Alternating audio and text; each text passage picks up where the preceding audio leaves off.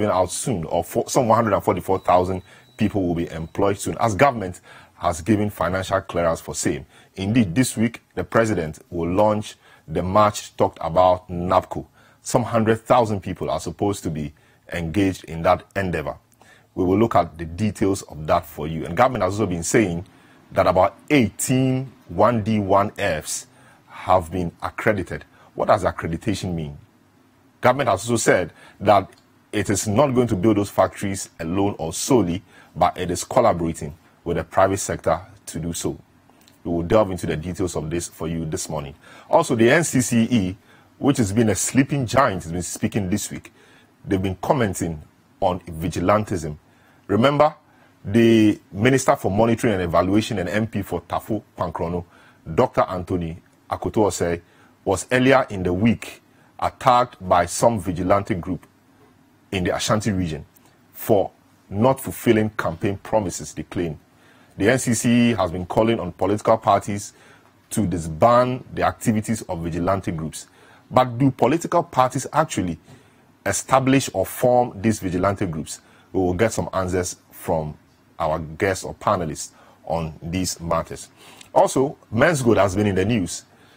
The customers of Menzgold, who until recently were solidly behind that company in their running battles with the SEC and the BOG, this week addressed the press, giving Menzgold a 4-week ultimatum to pay their principals. We want to ask what has changed. Meanwhile, Menzgold said they need about 90 days in order to be able to pay the principals, not the so-called dividend or extra values of their customers. We will want to see what options remains for Menzgold and even their customers. We will look at what I call the politics of national politics in senior high schools.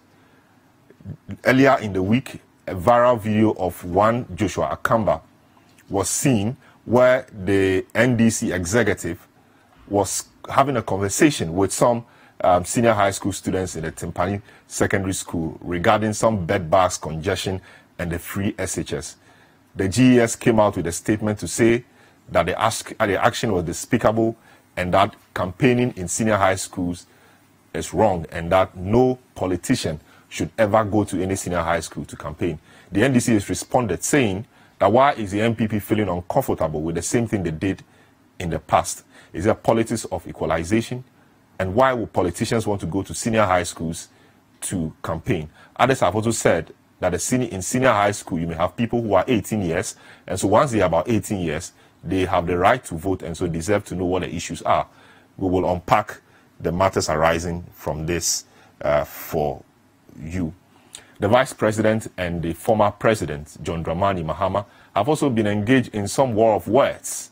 We will look at what the issue is over the tag incompetence. This is a big issue coming to you live from our studios here at number 11, Dr. Martin Loop in Adabraka in Accra. My name is Selorm Adonoo. We'll return shortly, do some updates, and delve into the discussions proper. Don't go away.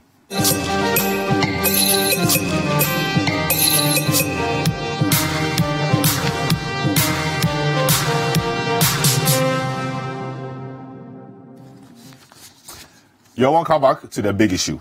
Now, after 2 years in office, the MPP government has clarified how it intends to roll out its one district, one factory policy. Government says it will not solely build the factories, but it will collaborate with the private sector to do so. In setting the record straight, Information Minister designate Kojo Oppong-Nkrumah explained what the party promised in the 2016 election was a public-private partnership.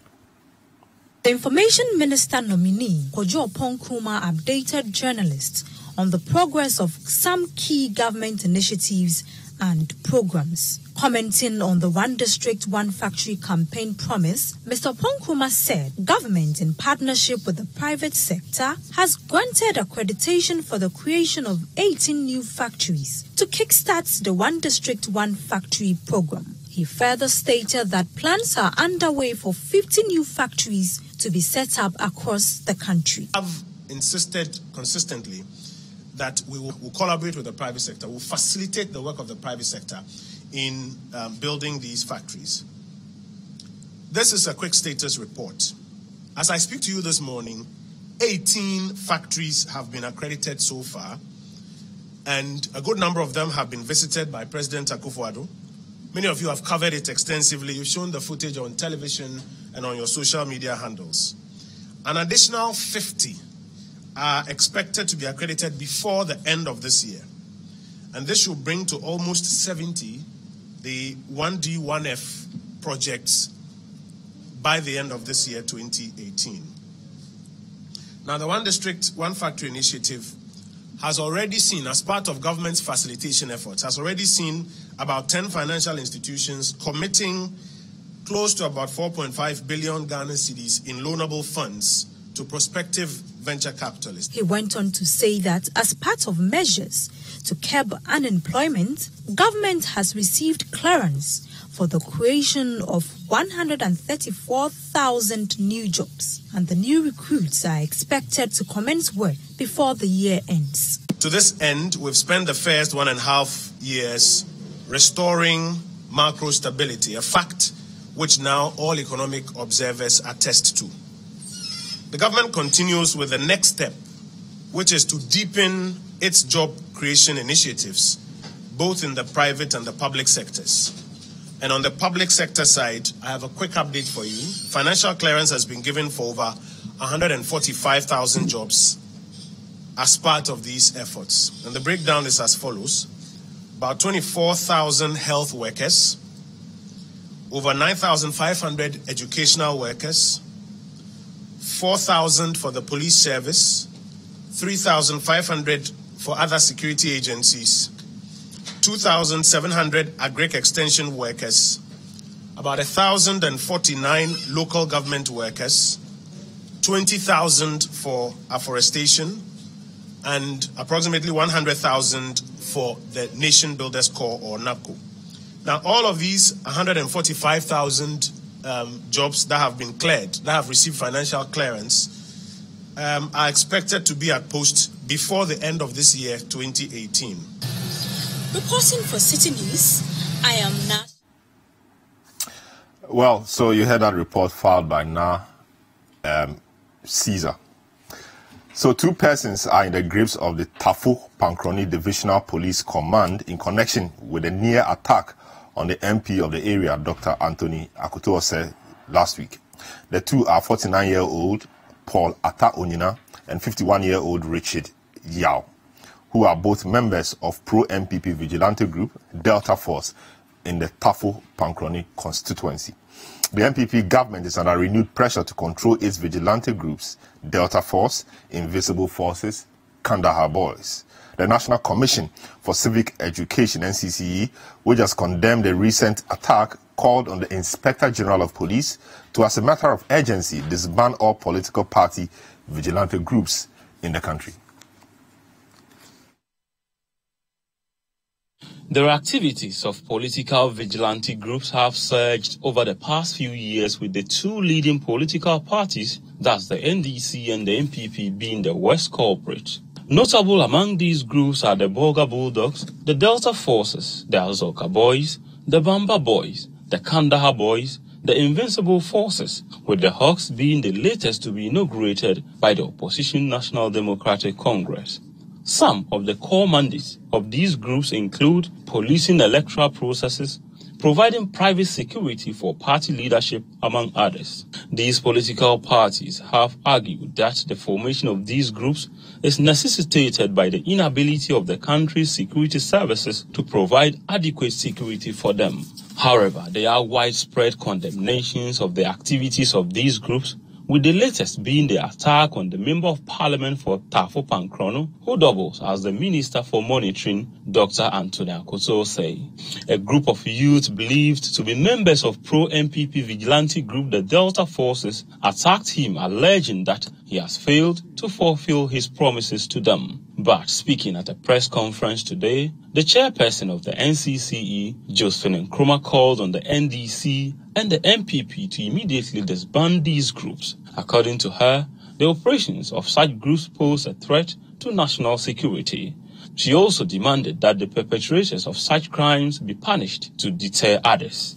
The NCCE holds the considered view that the apparent leniency with which Delta Force vigilantes were handled when they struck at law courts to free their fellow perpetrators has further emboldened them to continue to act with such impunity.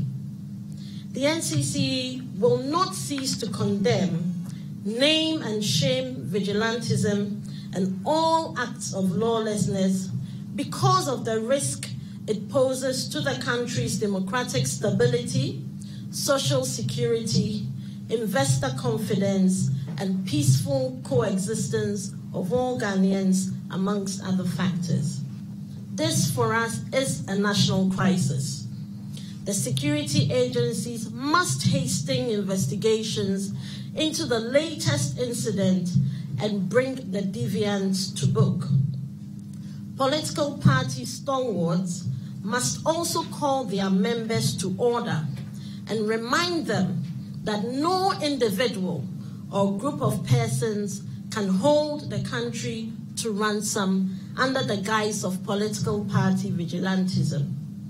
Political party leaders must genuinely exhibit to Ghanaians that they do respect the rule of law.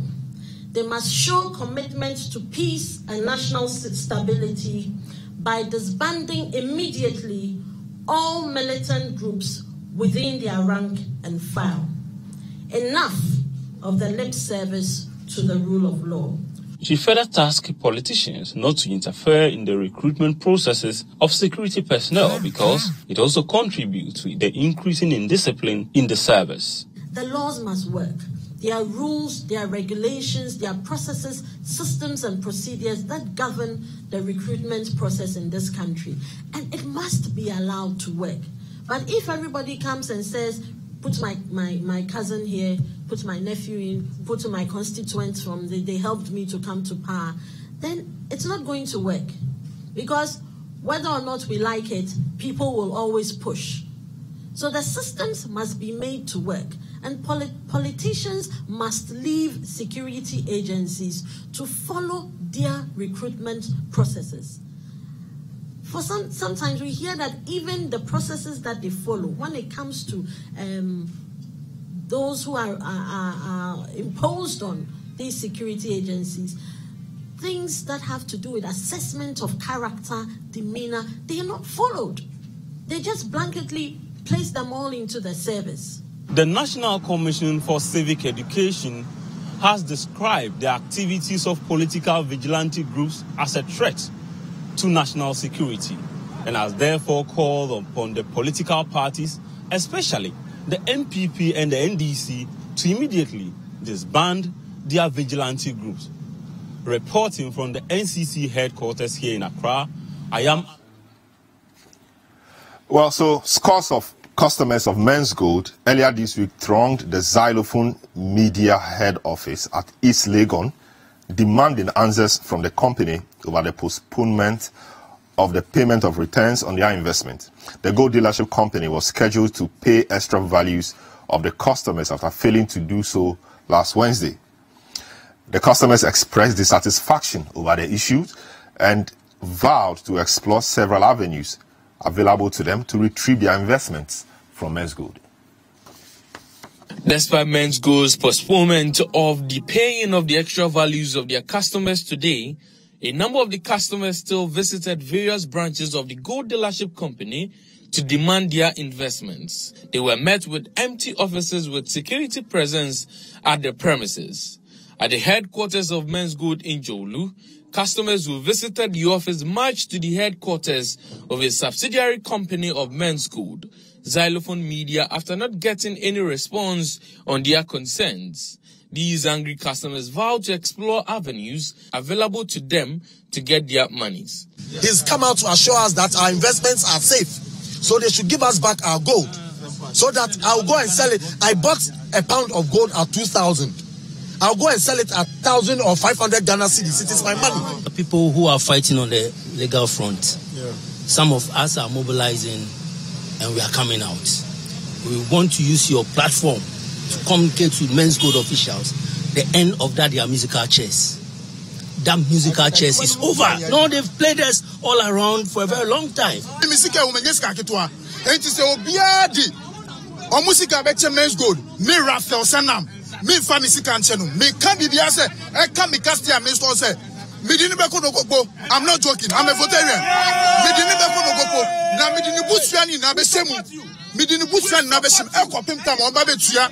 Similarly, customers of the Kasua branch who were not attended to mobilized themselves to Jolu only to be disappointed with empty offices. They threatened to demonstrate against Menzgold. As the impasse between SEC and Menzgold continues, the loyalty and patience of the customers keep dwindling. Menzgold, baby, I'm going to be a mumra. No, I'm going to come here. Me, you're going to have me, Jamma.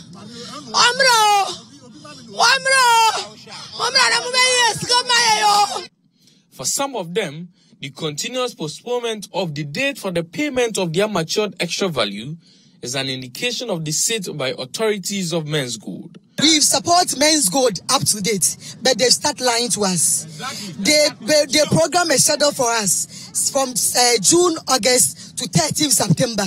And they haven't go according to their own schedule. A schedule that we didn't force them to do. They did that on their own. Admitting their disregard of caution statements from the BOG about the engagement with Menzgold, customers demanded intervention from the government. It's about time the government come out. Yes, when we're entering into contract with the Menzgold, the government was not there. They kept on warning us. But Charlie, Menzgold have run for 6 years. Yeah. Menzgold didn't operate from Mars. They were here. As a citizen, once I saw those huge edifices and their facilities, I thought, 10 certificates. Are you getting me? So you can't just wake up one day and say, hey, I'm shutting you down. If Bank of Ghana has hold on with the money of Menzgold, we want to know the truth. If they are really sabotaging Menzgold, we want to know. From customers who used to be loyal and supportive of Menzgold throughout this impasse, they are now angry. They are also demanding answers from the Bank of Ghana on whether or not they've frozen the accounts of Menzgold. Reporting for Citi News, Hansen Ajiman. All right, interesting happenings on the Menzgold front. We'll move on to some other issues. Following a viral video on social media of a national organizer aspirant of the National Democratic Congress, Joshua Akamba, campaigning in the Timpani Senior High School in the Upper East region, the Director of Education in that region has suspended the headmaster of the school for allowing the school to be used for such an activity. Subsequently, a committee has been set up to look into the matter. Responding to these developments, Tamale Central MP Inus Afuseni insisted the opposition NDC will continue to campaign in senior high schools going into the 2020 elections, despite the directive from the GES not to do so. What were the reasons he assigned? When I heard that the GES had suspended the headmaster, I was extremely angry. Really? Extremely. Why? In 2016, my school, my former school, was organizing a celebration. I attended Neliligu Secondary School. I attended Neliligu Secondary School with the senior brothers of the vice president. Now, the vice president's father was responsible for the conversion of the school from a training college to a secondary school. The vice president was invited as the guest of honor. And Aliba Mahama, as a daughter of the area, was invited as one of the dignitaries. They refused to attend. Wow. The next day after the celebration, they mounted a podium in the school. They held a campaign rally. The next day, they didn't seek the approval of the headmaster. They didn't inform the school. They just mounted a podium and campaigned. Then I said, oh, so for the MPP... And this is Bawumia or something? Oh, I've got pictures. I wrote a piece on it. And for the MPP, I said, what has changed? What has changed? You didn't seek the consent of the school. You didn't seek the consent of the Ghana Education Service. The impunity of the MPP was not punished. That was during the NDC administration. Yes. Wow. We are going to go into the schools. What the children, the students, the people have a right to express their opinion on how they feel about the policy. They have that right. So you're going to... We're not saying that they should go and vote. Against We'll go into the schools. Well, you heard the Honorable Inusa Fuseni, MP for Tamale Central, on the ticket of the NDC there, in that interview with Jifa Ekuya Ametam on Breakfast Daily on Citi TV. Now, the Vice President, Dr. Bawumia, has been commenting on some of the campaign messages of former President Mahama.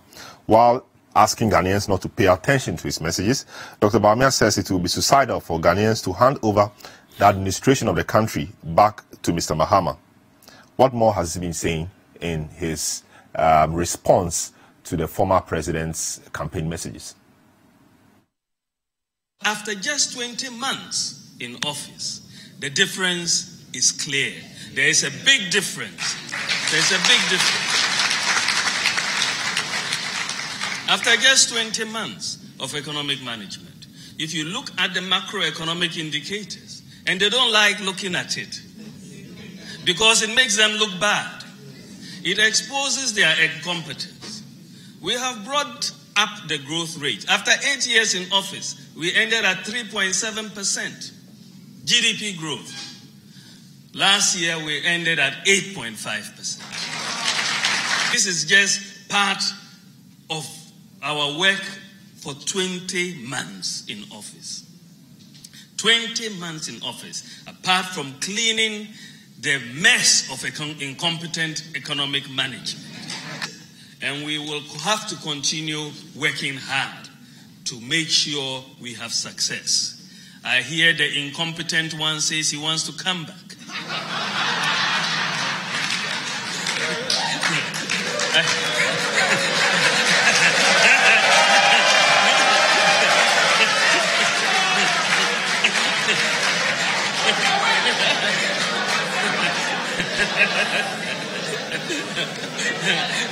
He wants to come and do more damage. As if he didn't do enough damage. Well, we are waiting for him. We are waiting for him. We are waiting for him. Oh my God.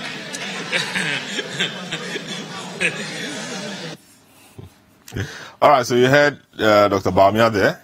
The campaign team of former President Mahama, in their response, cautioned the Vice President to desist from insulting the former president.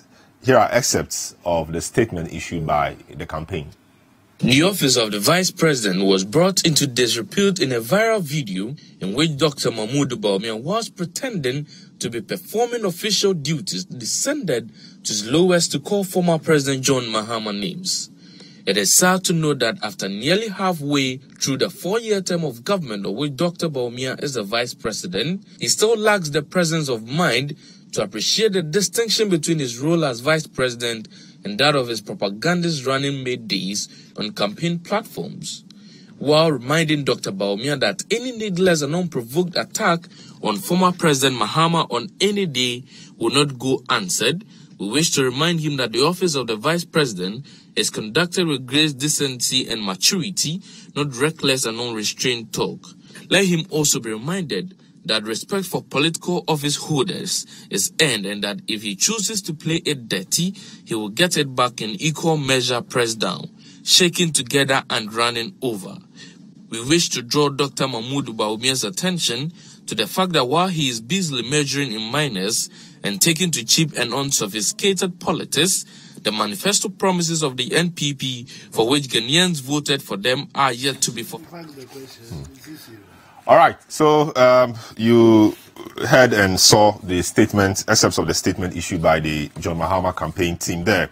My guests for this morning are the Honorable Alex Aban, who is a legal practitioner, Vice Chairperson of the Constitutional, Legal and Parliamentary Affairs Committee of Parliament, and Member of Parliament for Gomoa West on the ticket of the MPP. Joseph Adekoka, Greater Accra Regional Chairman of the NDC. Franklin Kujo, President of Imani Africa. Sydney Kesley-Hayford, Member of Occupy Ghana. Gentlemen, you are welcome to the show. Thank you. Thank you. Yes, Honorable Aban, I know you've been leading, or you are a lawyer for Wilberforce Mensah, who is host of the Citi Breakfast Daily here, and he's suing the Auditor General and the Attorney General and the Audit Service Board also for a number of things. What really are you seeking? Are you guys seeking the court to do for you? A couple of things. You see, we may have to give some little background. What's happening is that in the past few weeks, there have been back and forth between the Auditor General and the Audit Service Board, right, regarding the degree of independence, the lines of authority, and all that. We have in our custody a number of documents from both parties. It does not go well at all for our quest to, if I say, audit the public institutions and all that. Because if between them things are not going well, how sure are we that there would be the serenity of mind even to conduct the audit and all that? And you realize that both parties are quick to harp on certain provision in the Constitution or the Audit Service Act or the CI 70, that's the Audit Service Regulation, as justification for their actions. So then it means that they are on different tangents as far as their interpretation of the constitutional provisions are. Right? So we decided that we will not be anybody's, we will not, as official bystanders, let me put it that way. We decided to sue all of them. Right? The Auditor General, the Audit Service Board, and of course, the Attorney General. So that the Supreme Court, in looking at these constitutional provisions, will draw the lines well for everybody to see, if I should put it this way, their smoothness level. Everybody would know where their authorities start and where it ends. Right? Yeah. So if you wouldn't mind, the reliefs we are seeking are here. I can read through them. Okay, quickly. And then we can put that one aside. So what you're saying is this: a declaration that upon a true and proper interpretation of the relevant clauses of Article 187, particularly clauses 2, 3, 4, and 8 of the 1992 Constitution, and the relevant sections of the Audit Service Act 2000, Act 584, particularly sections 10 and 11 thereof, the functions of the Auditor General, the performance of which he shall not be subject to the direction or control of any other person or authority, as provided for in Article 187(7), is circumscribed by Clause 2 of Article 187 and restricted to the actual exercise or execution of his auditing work and activities necessarily incidental to the performance of that function. That's the first thing we are asking the court to pronounce upon. The second thing is that a declaration that upon true and proper interpretation of Article 189, Clause 2 and 3, and Article 297 of the 1992 Constitution, and Sections 3, 1 and 2, and Section 4 of the Audit Service Act, the appointment of officers and other employees in the audit service, other than the Auditor General himself, shall be made by the Audit Service Board, acting in consultation with the Public Services Commission, and is to that extent the sole and exclusive preserve of the Audit Service Board. 3. A declaration that upon a true and proper interpretation of the relevant clauses of Article 187, particularly clauses 2, 3, 4, and 8, and Article 297 of the 1992 Constitution, and the relevant sections of the Audit Service Act of 2000, Act 584, particularly sections 10 and 11 thereof, the functions of the Auditor General, the performance of which he shall not be subject to the direction or control of any other person or authority as provided for in Article 187(7), do not include the appointment of employees. 4. A declaration that upon true and proper interpretation of Article 1892 and 3 and Article 297 of the 1992 Constitution and Sections 4(1)(c) and (d) of the Audit Service Act 2000, Act 584, the power of the Audit Service Board to appoint officers and other employees in the audit service, other than the Auditor General, shall include the power to make or supervise the postings of the persons so appointed. A consequential declaration that the decision by the Auditor General and his subsequent postings of officers and other employees in senior management positions in the Audit Service without reference or recourse to the approval of the Audit Service Board is a breach of the Article 1892 and 3 and Article 297 of the 1992 Constitution and Section 41C and D of the Audit Service Act 2000. Then 5, a declaration that the deliberate refusal or neglect of the Auditor General to attend board meetings of the Audit Service Board with the view to rendering decisions taken at such meetings invalid is wrongful, and that his deliberate absence from board meetings without justifiable excuse does not invalidate decisions taken at such board meetings. 6, a consequential declaration that in the absence of the Auditor General for any just cause, the person acting as the Auditor General for the time being is clothed with the authority to attend meetings of the Audit Service Board with full powers of the Auditor General. So these are the things that we are asking the court to pronounce upon, based on the documents that we have. Now that we have sued them, if they have other documents, other things, they may make it available, and then we would know whether we are coming from a point of ignorance or whether what we have is enough for us to seek these declarations, because all of them are making, or let me say both of them, both parties are making claims, and the reasons or their justification is rooted in the law.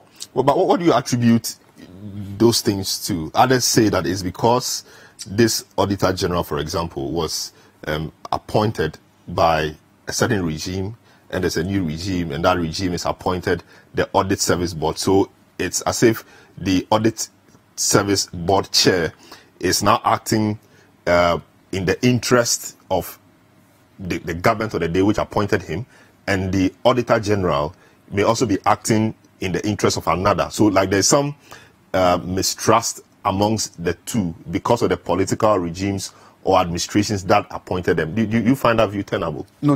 We should not go there. But that appears to be what may be playing out, because of there appears to be some suspicion. So, for example, it might be the perception of some people. The Auditor General starts to do an audit, then the Audit Service Board asks him to hold on with that, and he feels that, and he says that, he feels the Audit Service Board chair is interfering with his job. So things like that, things which they could have discussed among themselves to agree on, now they feel, because of the suspicion, I feel they don't trust themselves. That's why these things are escalating. I don't want us to go there. You see, whatever they are doing, none of them, none of the parties, except for the Auditor General, whose letter to the President, the last bit of it, he stated that, I believe that your administration is not behind this, blah, blah, blah. But in my reading of those documents, I actually discarded that one. Okay. But if you look at what they themselves have been writing to each other, they are all making legal points. Each one of them is saying that, look, by section this and this and this, we have the authority to tell you that don't do this, don't do that.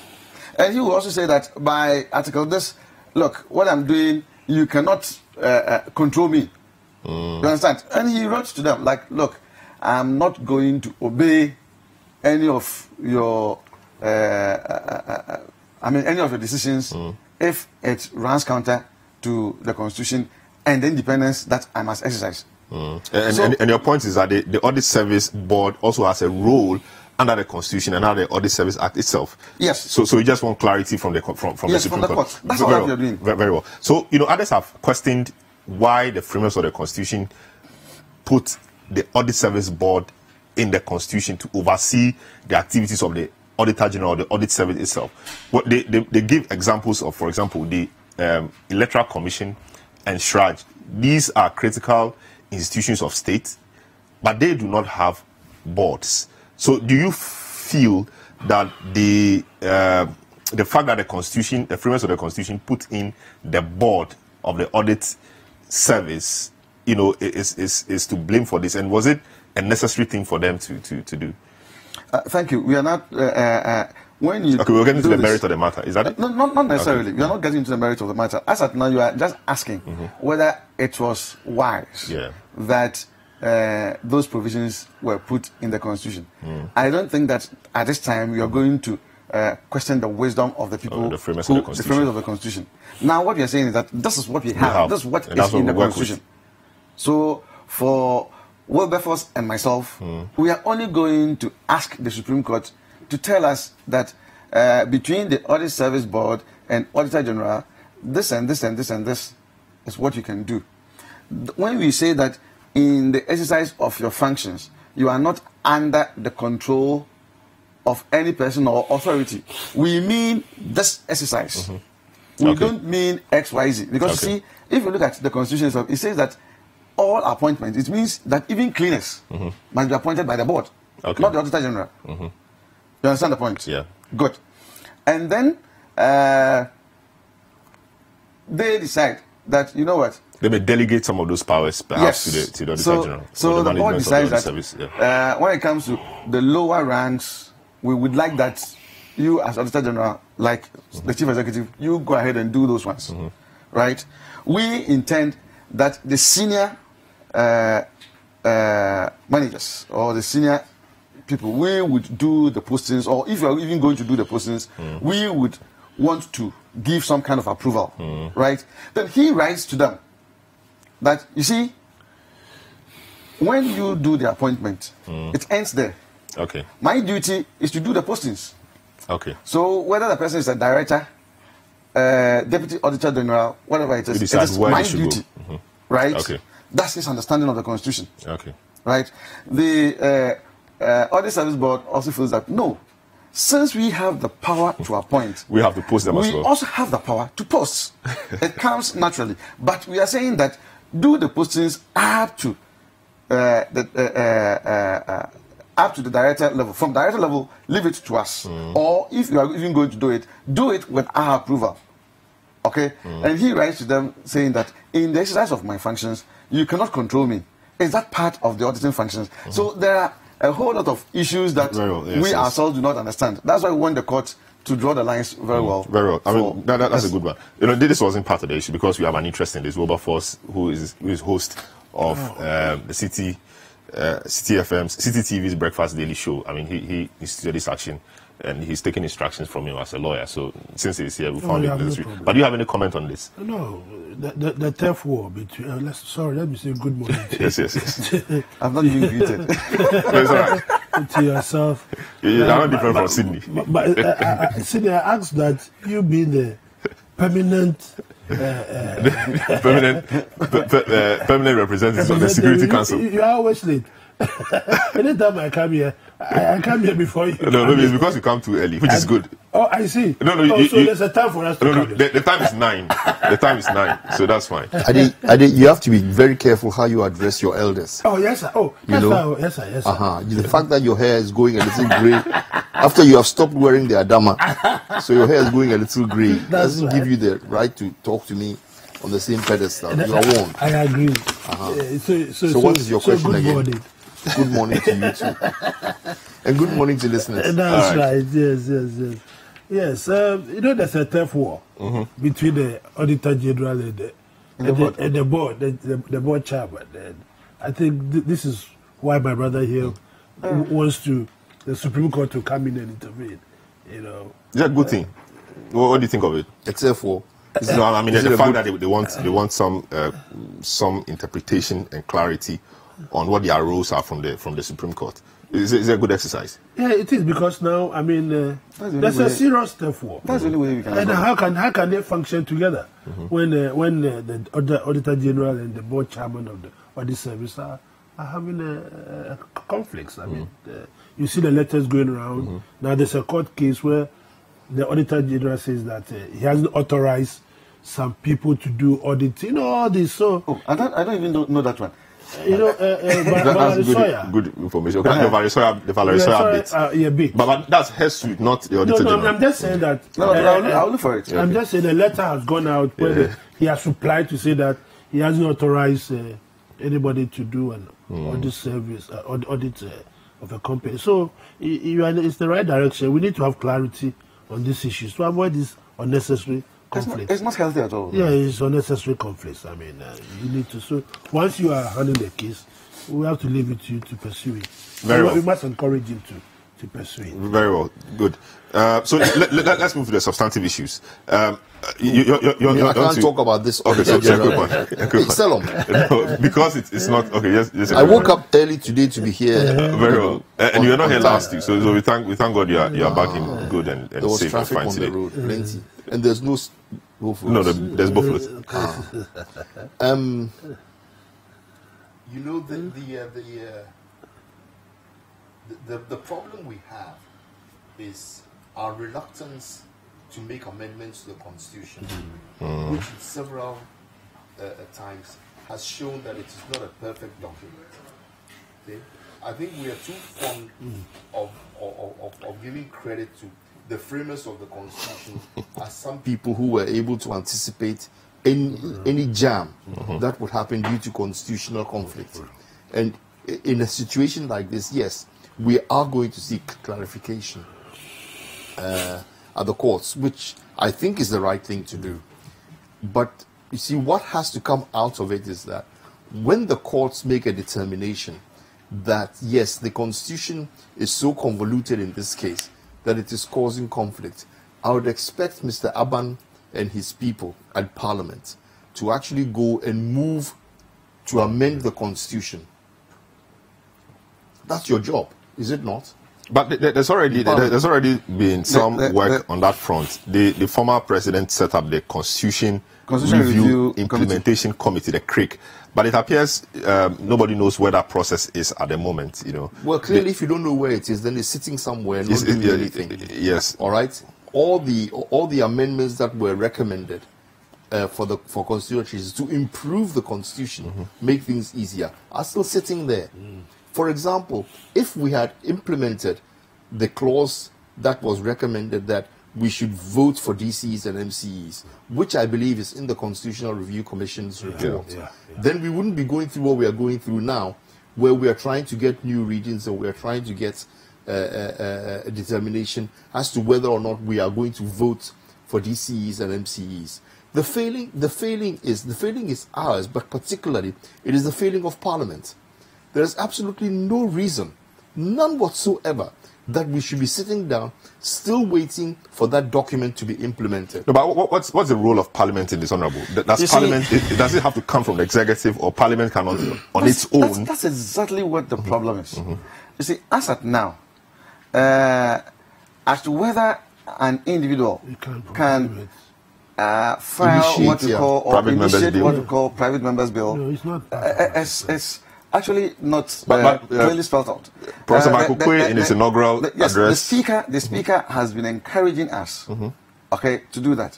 But you see, if you read the Constitution, it also says that anything that is going to incur costs on the consolidated fund, yes, on government, on government generally, cannot be done. And it's even interpreted to mean that even the paper on which the things will be printed will be borne by government, and that is cost. So wow. It means that every single law that we have to pass or we have to deal with must come from the executive. Okay, so as it stands now, the executive dictates the pace. They set the agenda. We want to do this. They bring it, and then we deal with it. It is not like the US, where private individuals, like 3 MPs or 3 congressmen, 3 senators, can bring something. Initiate the process. Yes, because I know, for instance, that after the financial crisis, we had what we call the Bliley Act, where 3 congressmen brought they sponsored it, got people to put the act together to at least help in the regulation of their financial sector. You understand? So here, Alex, the question we therefore need to ask ourselves seriously is this a restriction on a member's private bill, all right, holding back our democracy, or is it enhancing our democracy? I think it's holding it back, because if we have something that we can do, maybe myself and a few friends can meet and say that, no, we think that we must introduce this bill in Parliament. But I can assure you that going for a bill or for it to start as an idea, going through a memorandum, bill, up to the time that it becomes an act, it's a huge amount of costs. Yeah. Or what costs? What costs? Yes. Paperwork? Because no, you must remember, because stakeholder engagements, you must travel around the country sometimes to meet up with people and do all that. Getting people to draft the bill itself, it's a huge cost of its own. It's a huge cost. That is what democracy is about. But Parliament, you have but the point is that, officers there myself and a few friends, if we have that good idea to maybe introduce a certain bill to affect a certain aspect of our lives, and we don't have the money to finance it, what do? You have to go and see some lawyers, for instance, who will even draft the thing for us. And you go to the corporate sector, and there are lawyers, etc., who will do it pro bono. They will do it because of a passion for the country and to help improve matters. We cannot continue saying that because we cannot finance it, so we should not be done. I mean, it's like sitting down and saying, I don't have enough money to build a house, I won't build a house. I mean, it's making a point that if the bill is not... So we need to put in measures. So we need to put in measures. I think the bigger issue has to do with this hybrid nature of governance system we run. Yes. You know, so a lot of people in parliament on the government side are waiting to catch the eye of the president. So if there's something they must do, which may be in the interest of the country, but not necessarily the interest of the government or of the party in government, they won't do it. You know, they sacrifice that for government because a lot of them will be wanting to catch it. And now we are becoming a broken wheel. We've been playing this record over and over and over and over, and nothing is moving because every time we hit that roadblock, that's the end of it. Well. And it's not the only thing. Creation of these your new regions and your new districts that we have to go through. That one too, it becomes a problem because of the entrenched clauses in the constitution. So every time we hit there, I say it is time for us to have a president or somebody who will initiate a big conversation. All right, we need a big conversation. We need to take that constitution review report. We need to dust it. All right. I even remember very well that when it was issued, the government that then was, I think it was NDC government, said that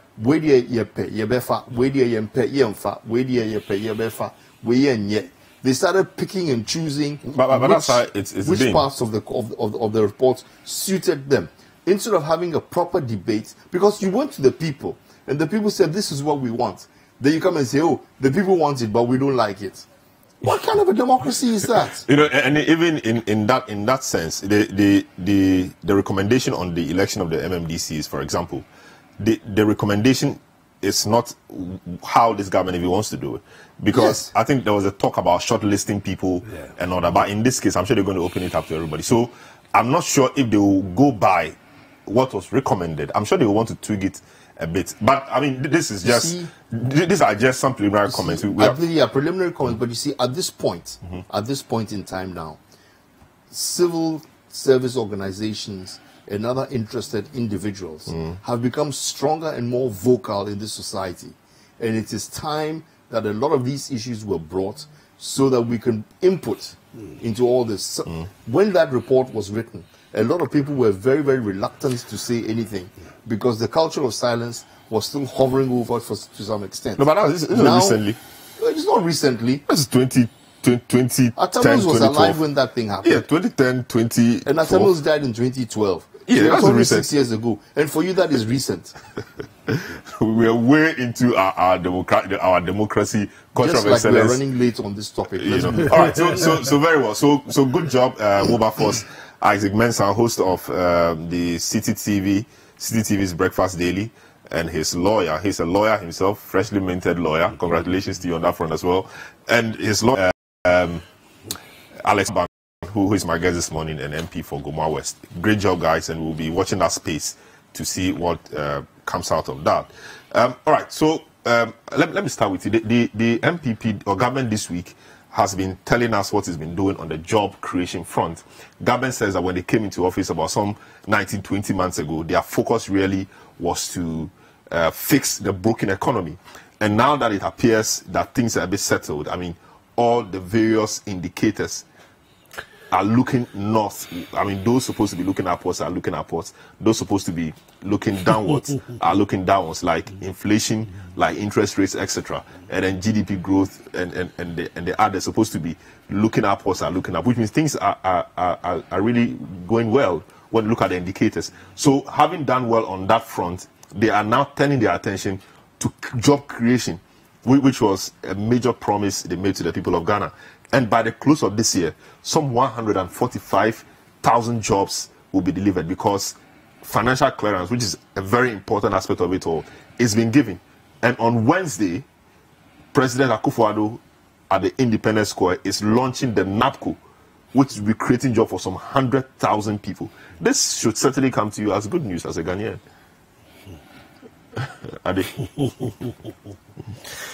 Well, we've been here before. 145,000 jobs to be available at the end of the year. Because financial clearance has been granted. I thought you would tell me that too. They've started employing them, and they're in this sector. And when you go there, you are but the NAPCO guys have letters already. They have to start after the president launches NAPCO is a refined form of NYEP, so just a refined form of that. I mean, why do we have to? You've just taken something from the shelf, you've just dusted it, you give them a new name. It's the same thing. We've been doing this, and these jobs are not sustainable jobs. We've been talking about it.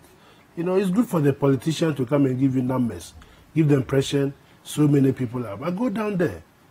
Are these jobs sustainable? How long are they going to be in this jobs for? It's a refined form of NYEP. So don't let's come and sit here and say 90,000 and that kind of. We are looking for jobs that will last for a very, very long time. The youth are coming every day. Jobs on which they can build their careers. Careers for a very, very long time. Yes, but you see, these are people these are ad hoc measures. Yeah, these are and it's important. These are people who, before this program, were at home doing nothing. I just told you that we've done this before, NYEP, and these guys came out, and all of us sitting here, most of them are still sitting in the house because whatever they went to do was for a certain period of time, and after that they haven't got sustainable jobs. And we are doing the same thing. We've just taken we've dusted the decks, and we have just put something on it again. Let's talk about serious jobs for once. Look, if you are not careful, one day this, I don't want to go to the extreme, but where we are talking about the factories that are going down there, I'm sure you're going to talk about 1D, 1F, that kind of thing. When you go to the industrial area, right, most of the factories there are being turned to churches. Why? They have been turned to churches. Why? Because they have serious problems. And if those industries we are not able to revamp them and reshape them and reorganize them to be sustainable, and you move on to another type of district where you have so many problems. What are we doing? We are just thinking of the issues. Well, we must be serious in this country. It's good for us to. You see, we politicians are always thinking about the next election. And that's our problem. The next election. So let's do something, and then we'll come and stand and say, oh, we did this, we did this. After the election, you go back to square one, and the problem is still persisting. I see. But you talked about permanent jobs. When you look at the 9,500 jobs in the education sector, these are permanent jobs. You have 3,500 jobs in the other security areas. These are service industries. And then 4,000 police service jobs.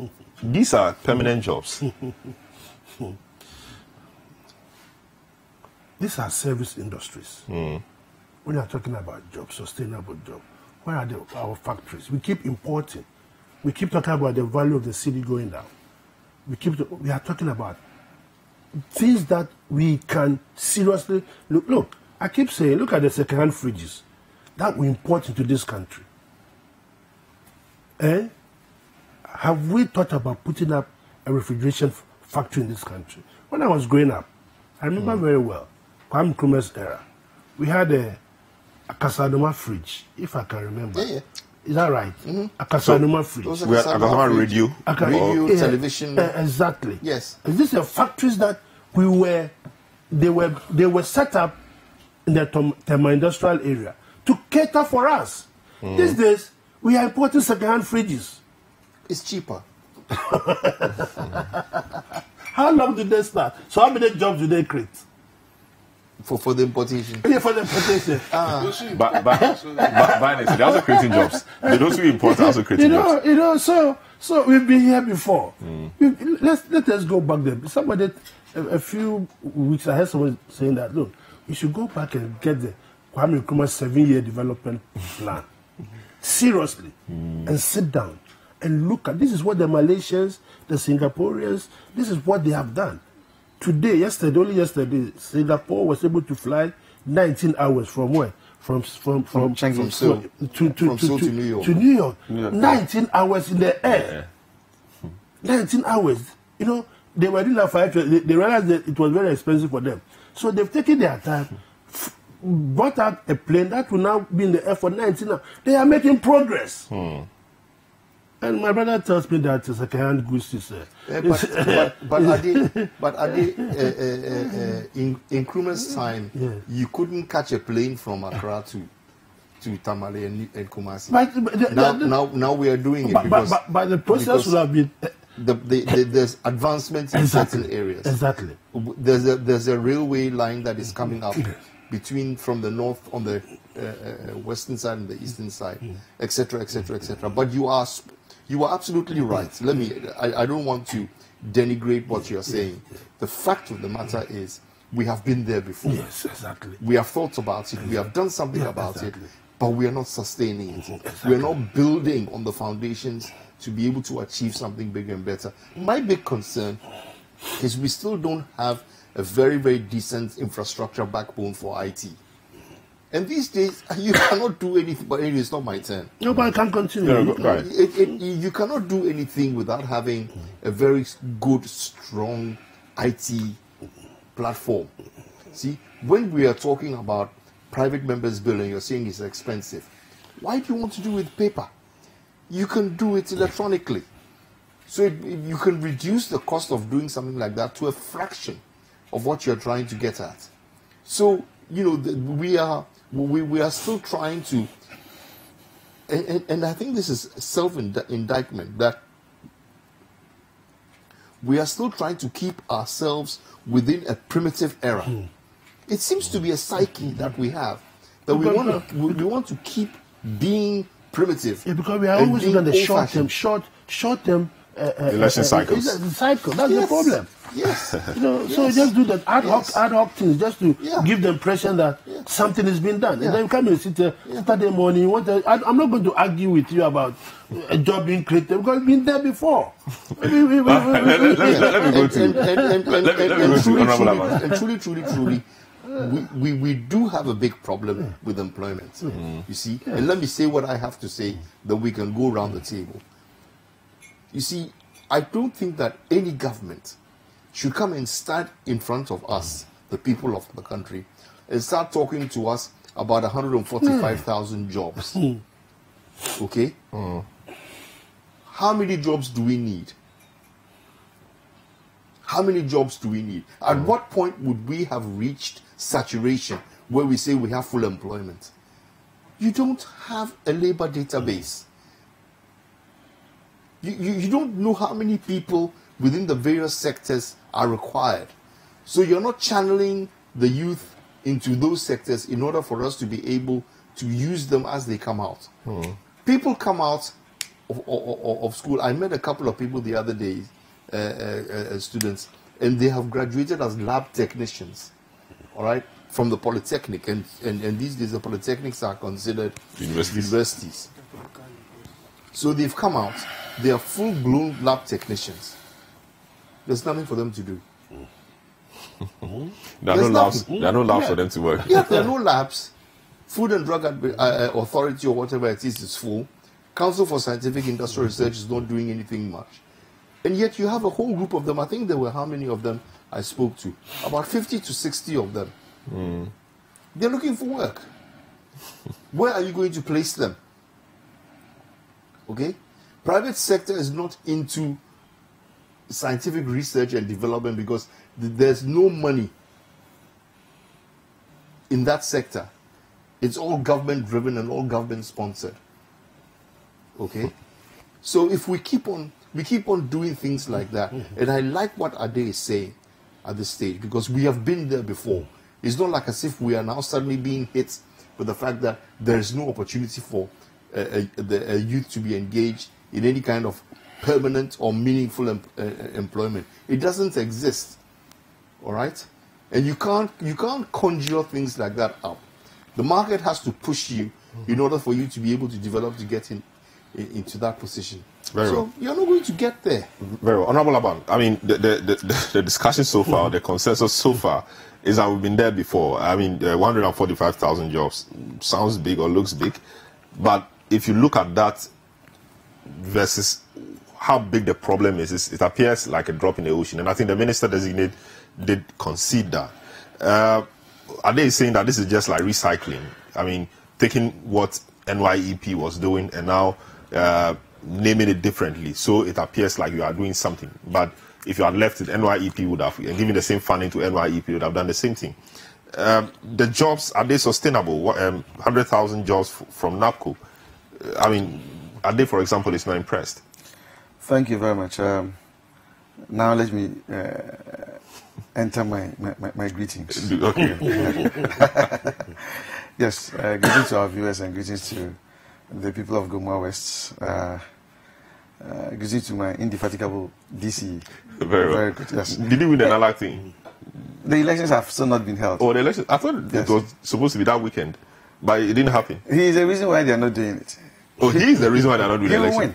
Oh, I see. And they don't want him to win. Okay. All right, go ahead. Those do not want the elections to come off. I see. Anyway, that's on the lighter side. Yeah. You know what? Before I answer your question, I want to just tease my mind or our minds on something that we have all been taught before. Those of us who had the benefit of reading some economics in O-level and A-level, and probably those who continue with it in the university, I believe the theory didn't change. We were always told that employment was a byproduct of the forces of demand and supply, right? And so if there was effective demand, it meant that the people who have the duty to supply now will have to engage more hands, right? And that is what will create the employment. I don't know if my economics is wrong. No, one senior hasn't commented. Good. So if that was the case, if that was the case, my question simply is, why is it that we are trying to solve politically a problem that must naturally be solved economically? Okay? The simple meaning or the simple effect is that over the years, successive governments, including NDC, MPP1, MPP2, all of us have paid lip service to making sure that the economy is robust enough for that jobs. Interplay of the forces of demand and supply to continue, so that naturally, jobs will be created. Jobs will be created. Now it has piled up over and over the years, and now unemployment has become a huge problem. So now we want to solve it politically, of course, and that's what has led to the NAPCOs, the NYEPs, and all those kind of things. The less debts, right? No, you do that. Yes, you do that, and you realize that it may not be sustainable after all. You understand? Because the point is that for any business, because employment or labor is part of the costs, you must make sure that that labor force produces over and above what they themselves spend. It's only then that we will say that they are productive. Is that not the case? Now, if we are looking at the numbers of people that have been given these jobs, and over the years, their returns, are lower, or their productivity is lower than the costs that must be incurred on engaging them. What it means is that there will be a time we'll say that this is a huge cost to the country, so let's scrap it, right? But as it stands now, government cannot do otherwise than to make sure that the teeming youth, who, as at now, I mean, those who have some pride in them, you have finished university, and you have to still go home, lurk around to see if your mother has left something in the kitchen, then you sneak in there to go and eat some and go and sleep. You realize that your own self-esteem is even gone. You understand? Yeah. So probably people have to hold on to these things for a living for the time being. But I think that if we are just going to do these quick fixes with political interventions, instead of the political intervention itself creating the enabling environment for private sector to grow, then we may be doing recycling of these things, right? Like I said. So I think that, yes, it is good. The numbers are good. Financial clearance has been given. What they are going to do, will they be more productive? Because the sustainability depends on that. So it is not for, I mean, I'm happy that at least we have these numbers, right? But let us all work towards making sure that it is sustainable. Very, you understand? Yeah. So I think I'll end it that way, and then get those with proper economics to do it. Let me come to Franklin on this. I mean, we talk about the issue of sustainability and then productivity. Government is allocated some 600 million cedis in the 2018 budget for NABCO, for example. But do you know of any way that you think will be tracking the productivity of these people? So, for example, you are spending 600 million cedis on them. What is going to be the return on this investment to enable the program expand and even remain sustainable? Or is it just a way of dishing money to these guys so they're able to take care of themselves in the short term whilst we wait to create the more sustainable and career impacting jobs? Well, good morning, everyone. I would think that the duty bearers must have done some permutations to come to the conclusion that these jobs may be beneficial to the system. Unfortunately, where I sit, I'm not able to see that plan because clearly these jobs are not productive jobs. I see them as social welfare-based schemes. I mean, the argument has been made, and I think the finance minister seems to be suggesting that, look, somehow they cannot fall through the cracks because, as Honorable TS said, these are people with some egos, they've been to school, and they need to eke out a living. It's very important. So what should the state do? I mean, it's that classic case of whether the state should intervene in creating jobs. Something I think the old economists, Keynes and the rest, I'm not a Keynesian person, by the way, thought that to achieve full employment, the state must intervene and all of that. The world has proven that he was wrong, by the way. So it's a clever balance that the state needs to make between, letting all these persons who, again, through the education system, have not been thought to be productive, because clearly what is being recycled is just a misery of sorts. And so it's not even in tandem with 21st century innovations and all of that. So these persons, by their training, are not able to create anything. I mean, they are not going to be innovative. So somehow they are human beings and they have to leave. It's the only reason why you see jobs being announced and you have 90,000 people queuing for jobs. We haven't created the economy. I mean, successive governments haven't created. I've never really thought about the drivers of innovation that are creating jobs elsewhere. So these are either politicized jobs, as always, these interventions are made, and then somehow party foot soldiers are recruited most of the time, and then it continues. So for me, there must be a clever conversation that we need to have, not just about the innovative or the productive elements of the work we do, but now within the larger construct of what is called the future of work. I mean, in May, I was in Switzerland. I was being honored for a program, and the theme was on the future of work. The conversations that are going on in those parts of the world, I mean, when it came to Africa, I felt we were so left out. Not that I felt, we were actually left out. And to think that these guys are leapfrogging. The other day I watched Netanyahu deliver a clever, presentation, PowerPoint, talking about what his government has been able to do from moving from brick and mortar economy to the innovation space.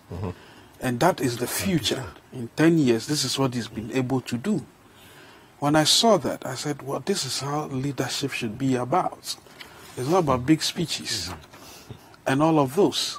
And I think we need to start having proper... Otherwise, look, we're actually being left behind. That digital divide is a huge one. You have an economy, and anytime you see I mean, we've rebased the economy, and on the back of the sectors that are doing quite well, the services sector is doing well. There can be some element of industrialization, but not the brick and mortar type we are doing right now. I mean, I don't know whether now it's a factory accreditation board that has been set up. I don't even know. My point is, let me land. Because I think this issue about the future of work is a conversation that ought to be had. And on that, I think the World Bank is doing a program this week, the coming week. And I think all the policymakers, the labor minister, and even the people from the finance ministry should go and just listen. Because, you see, without being aided with this type of tools, you keep on doing, and even the NAPCO, if you look at it carefully, a year, 3 months of it, they'll go into some training, military-based training. I don't even understand the whole reason that for this type of crotchety campaigns. But the issues are upon us, and people need to, the jobs, unfortunately, will not be productive. Look, if the jobs were in the sectors of construction, like Obama did and all of that, even though I'm not a big fan of big governments, it looks to me that if you're asking for a multiplier effect to be created in an economy, in the fields of construction, and by construction, I don't want to use I mean, when graduates hear the word construction, they think they are going to carry pong-pong. The thing is that we ought to be taught enterprise. I sold fish, even at sixth form, right?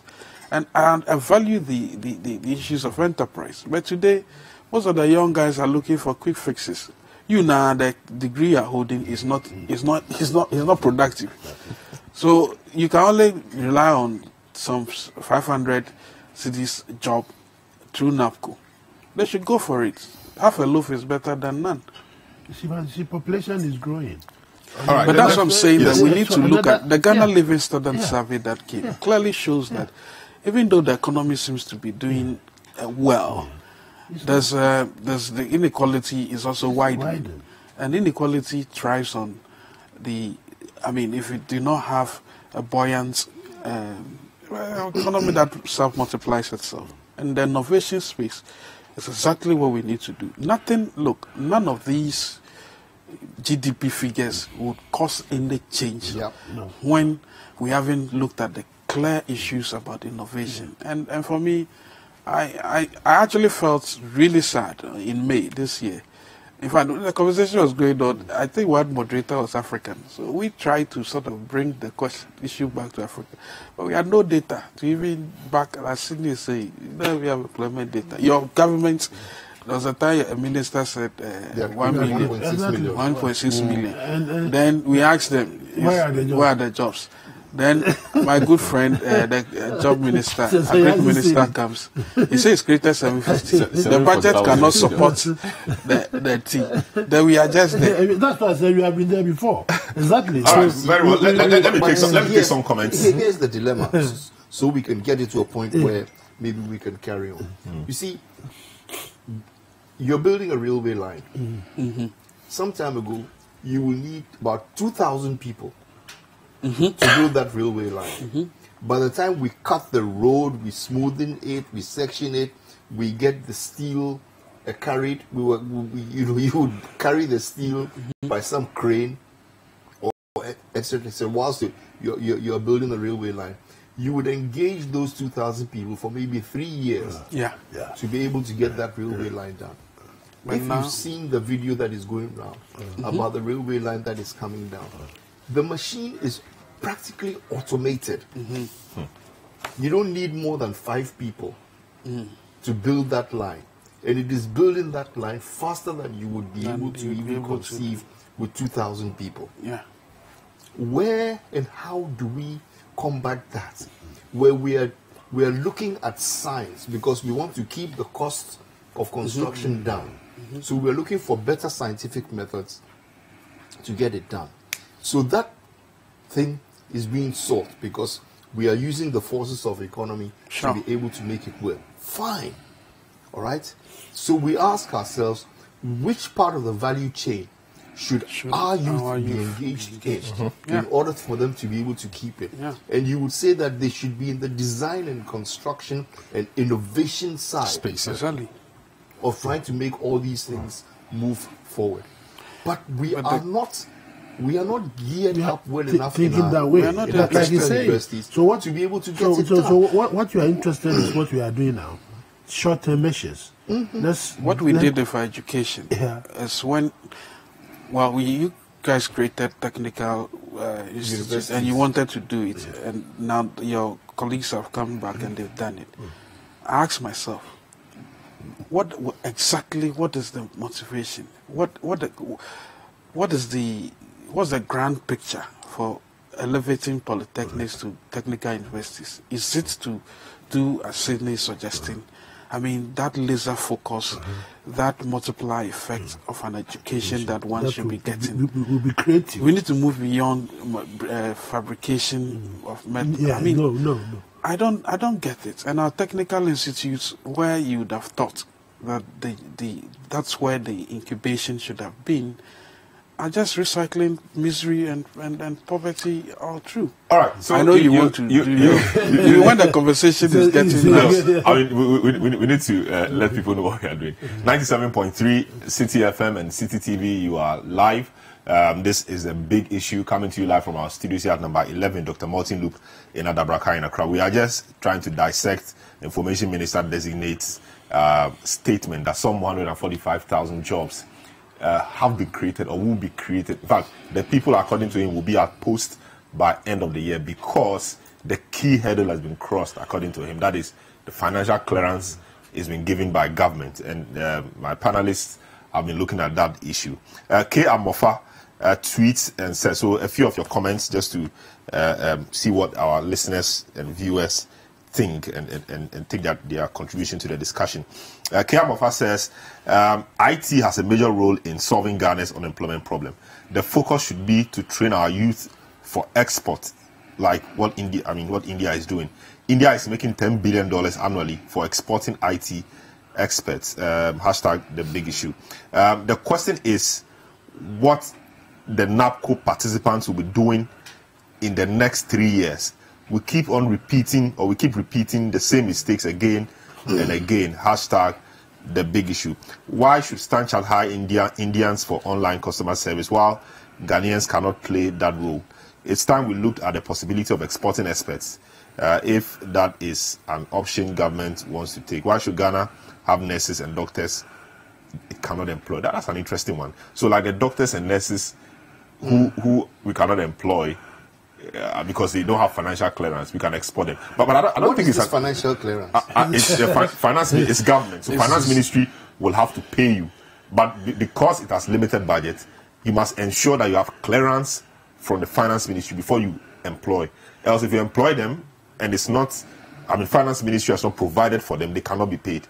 So that's what we call clearance. We are talking about government employment. This is government employment. The private sector employment, we don't have the figures. That's for government employment. We don't have the private sector It ebbs and we don't have the private sector employees. So I think the issue about the nurses, I don't think it's because we don't need them, like because we cannot pay them. But we need more nurses, we need more doctors. We've trained them, spent money in training them, giving them allowances, etc. But we cannot just pay them. That's where the problem is. Honorable Aban, when you somebody is addressing you. Okay. ProTouch is tweeting. He said, Honorable Aban, when you have economists turned politicians, unemployment can never be an economic problem. It has rather become an election campaign promise. Hashtag the big issue. Some more comments. Abofa says, it's unfortunate we keep on doing the same thing and even multiplying the effort with double track to create more unemployment. Our educational system has failed, and the earlier we made the necessary changes, the better. We are delaying too much. Hashtag the big issue. Soaking says our so-called PhD leaders travel to these countries every day, but they only come back with perfumes and pot bellies. Our country has a leadership problem. Gideon Sakite tweets at Selorm Adonoo and says, Selorm, on the jobs creation argument, I'm tempted to ask why sending government, or why is government, I think it's not quite clear. If you can resend that, I'll be happy to read it, Gideon Sakite. Let me take a few from the stream of comments we're having from the Facebook feed.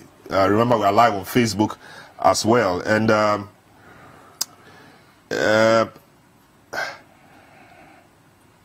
number of comments. Okay, Benti Longi says, has government provided the necessary textbooks and exercise books to all schools across the country? 2 weeks to go, we will see those students coming home with their first free SHS double track system. All right, okay, so that's a comment on the free SHS. We are not really discussing that today. This one says, is the provision of temporary jobs also an achievement? Ghanaians need permanent jobs, not casual jobs. Visionless government will create casual jobs and call it jobs. James Adichre says, I just love listening to debate on national development. Charles Nana Edu says, your show is great. Thank you. Keep your comments coming. Let's see what you think about the issues we are raising. Speaking about jobs and NAPCO, I have some announcement or some good news for you. All NAPCO recruits are requested to come to the Independence Square for the official commissioning of NAPCO recruits by His Excellency President Akufo-Addo. The date is Wednesday, October 17, 2018, and the time is 6 a.m. prompt. Note, please come with an enveloped copy of your placement form for validation. You must go to the Independence Square with an envelope copy of your placement form for validation. So that's a call to all NAPCO employees or beneficiaries. The date is Wednesday, 17th October 2018, and the time is 6 a.m. at the Independence Square. All right. So now, this has memories. Government again. Memories of the First World War. White victims. Right, so we will look at quickly the issue about accreditation of 1D1 factory, of the 1D1F companies or factories. What does it mean? I mean, maybe Honorable Aban will give us some explanation of what it means to accredit factories. We'll return shortly and then delve into that matter. Don't go away. This is the big issue. What is the bullfruit? Charlie, the bullfruit too. The bullfruit is there. So what? This bullfruit now is it witchcraft? We come here, sit down, we talk 1 hour and before the vote. Sydney bring his own.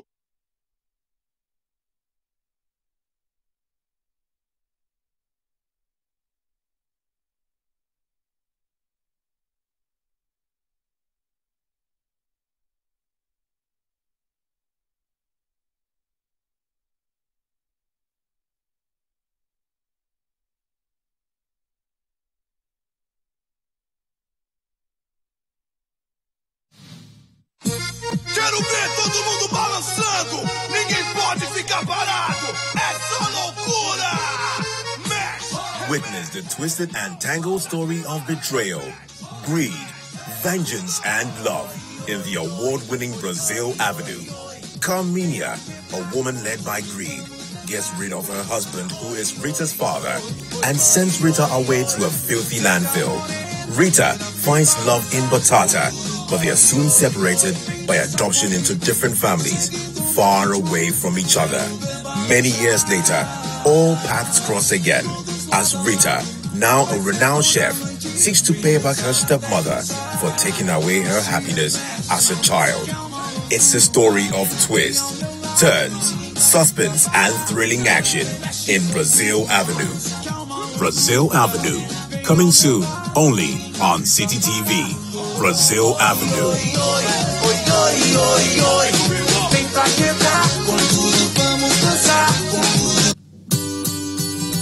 Citi TV is live. Citi TV is a free-to-air digital channel. On a digital TV, please press menu on your remote control and run a news search on your TV. Take note that without an antenna, you cannot access Citi TV on your television. Citi TV can be accessed on a free-to-air digital box like GoTV and StarTimes box. Tune into Citi TV and experience your world. Citi TV, it's your world.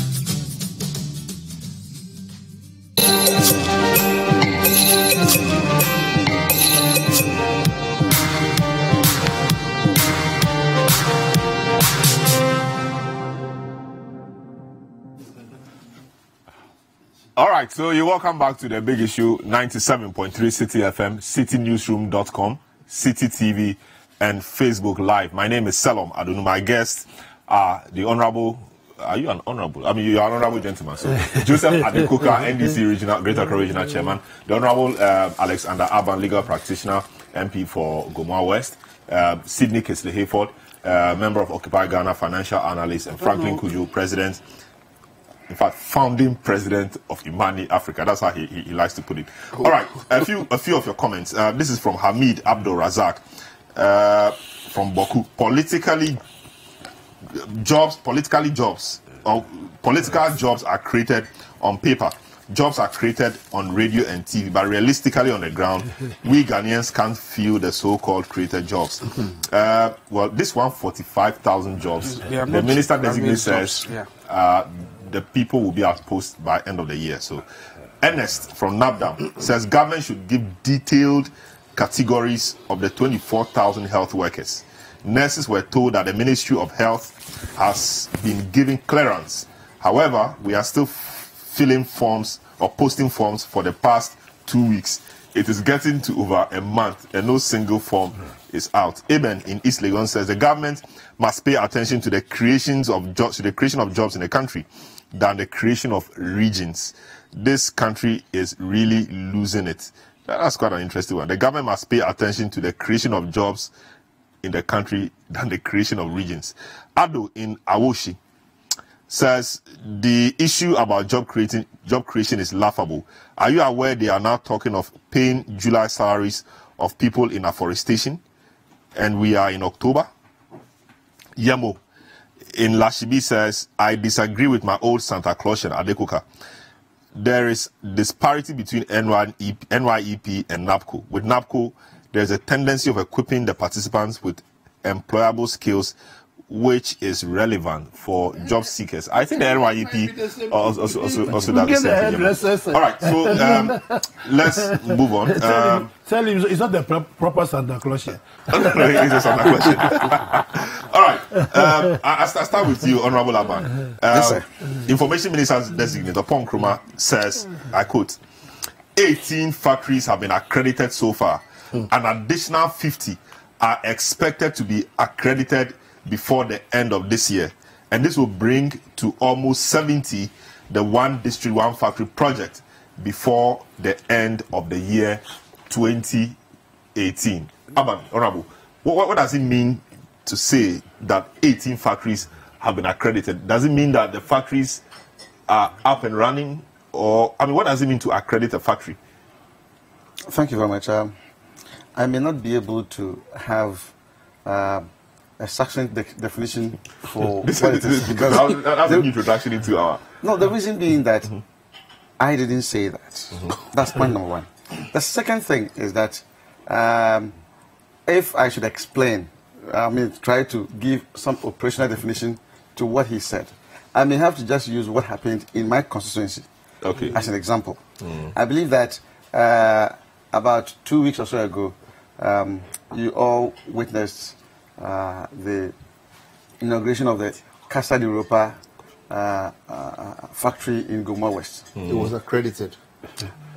That's why I'm saying that. Not accredited yet. No, you see, if you look at the 1D1F structure, it is an invitation, if I should put it that way, to the private sector to collaborate with the government, so that when all the parameters are set, government will be sure that yes, this is something that we can help this private person to secure funding to create the factory. So in my constituency, for instance, the Casa de Europa thing, what we do, or what they do there, is the production of sweet potatoes. But it doesn't just end there. The produce is actually converted to flour. It is used for bread, pastries, and all that. But the best thing is that they don't add sugar to it. They try to maintain its natural sugar, right? They have a smaller factory now. They have a vast stretch of land for outgrowers and, of course, other people who are doing the production of the potatoes, right? There is a bigger factory under construction. But if you look at the processes, I believe that the accreditation would be at a point where we see that, yeah, the business plan is already there. All the things that must go into a properly functioning factory have been put there. Then government will say that, yes, we believe that this is something that is not going to go waste. So we can assist the person to make or to tap into some kind of loanable funds. Okay, I believe that will be the stage where we say that yes, it has been accredited to now go get the funds to continue with the production or continue with the building of the factory. That's why I'm saying that I'm only trying hard to explain accreditation, because it may be a term that have been used by the 1D1F Secretariat. But I'm saying that if I look at the trajectory of the company in my constituency and how it finally started its operations and all that, then accreditation would be when you have set in place all the things that would give a reasonable financier the conviction that yes, if I put in money. Who owns the factory? That factory. That factory is actually a private sector-led factory. But they want to give it. But the funding, the funding is purely with government support. Is government putting them in money, or government is facilitating? The government is guaranteeing. The government guaranteeing. What's the nature of government support? It's a private person who is doing his company, and all of a sudden, because of this 1D1F company, you never thought through. Right now, you have to give them pressure. But let him. That's not the case. That is not the case because you see, the factory. The promoters of that factory were actually there. I listened to them myself. Okay, who clearly stated that it had to do with collaboration from day one. Because it had, in fact, what they did was to respond so what to that concessions did they get from government? What did they get? Support. In terms of support, I do not know the quantum of amount that government put in it. So but I know it may not even be cash, but just want to know what assistance government give them. For example, government has said they're not going to put in money per se, but I know UMB, for example, has a PPP facility it's helping people to give. Others have said government is in communication with those entities to give them. Exim Bank was deeply involved. Okay, to give them loans at reduced interest rates and that kind and of all that. stuff. Exim Bank has been trying to get that is what it was set okay. up for. So to that extent, government intervention and all that has been very, very much involved in that.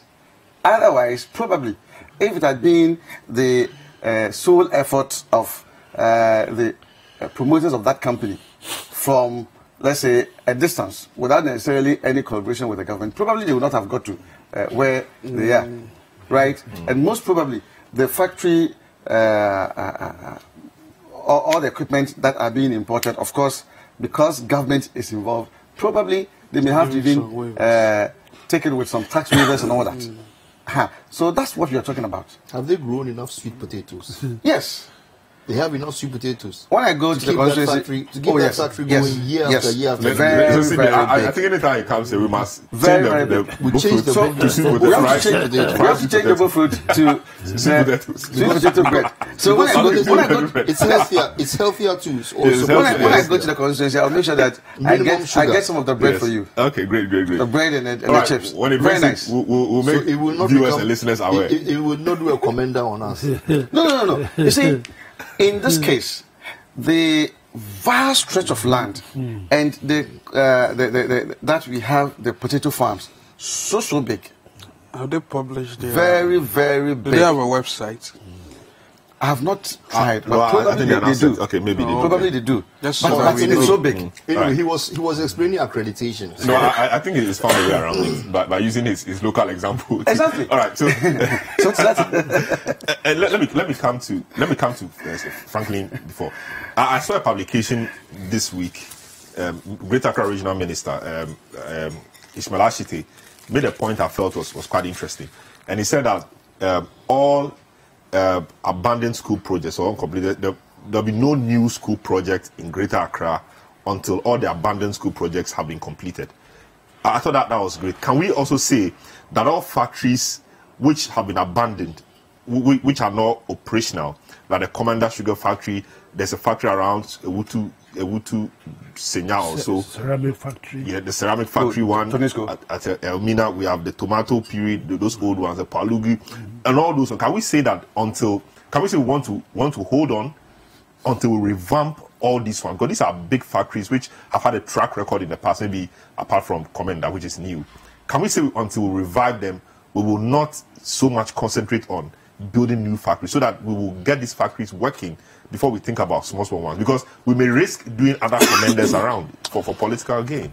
I think and once you're answering that, you can also answer the question of whether or not it's cheaper to revamp a 40-year-old machinery in a factory or to just scrap it all and build a completely modern one, with new technologies. Because what's the point in a shoe factory that can't produce? But some components of the cost would have been taken care of. The land, the building, you may scrap the machinery. That's the problem. They are looking for new machinery. Yeah, you may scrap the machinery. There, and they are looking for but you have new spaced machinery. Everything. And we've not made available the machine over the years. That is why when you go there today, they idle. But the shoe factory in Kumasi, is it a Gihawk one, the military one, the one? The checks. So yeah, are they working? Are they working well? Are they producing? Are they employing? The idea was that they were going to supply all the military establishments, the police, the army, that will keep. Is that happening? Well, as I sit here, I cannot give you an answer. But to buttress before anyway. So let's say, is your question? It's been a good conversation. Yeah, very useful conversation. And I think the regional minister has been listening to Citi all the time, which I think kudos to you guys. I mean, you've been on this whole idea of abandoned projects. But factories are a separate entity. I mean, in this same conversations about where the world is getting to right now, this idea of having visions of the past, where you want to build local substitution industry, infant industry, is actually a 1965, 1970 type of thinking. When, at the end of the day, these infant industries really were, because they were state-supported, were either badly managed, or we didn't even understand the mechanics of the whole value chain. So, questions about these factories, like the Commander, it was clear from day one that the whole business plan for Commander was turned upside down. Clearly, I mean, it wasn't lost on us that within a month or two, when everything came to a halt, we were not entirely surprised. Question is, resuscitating.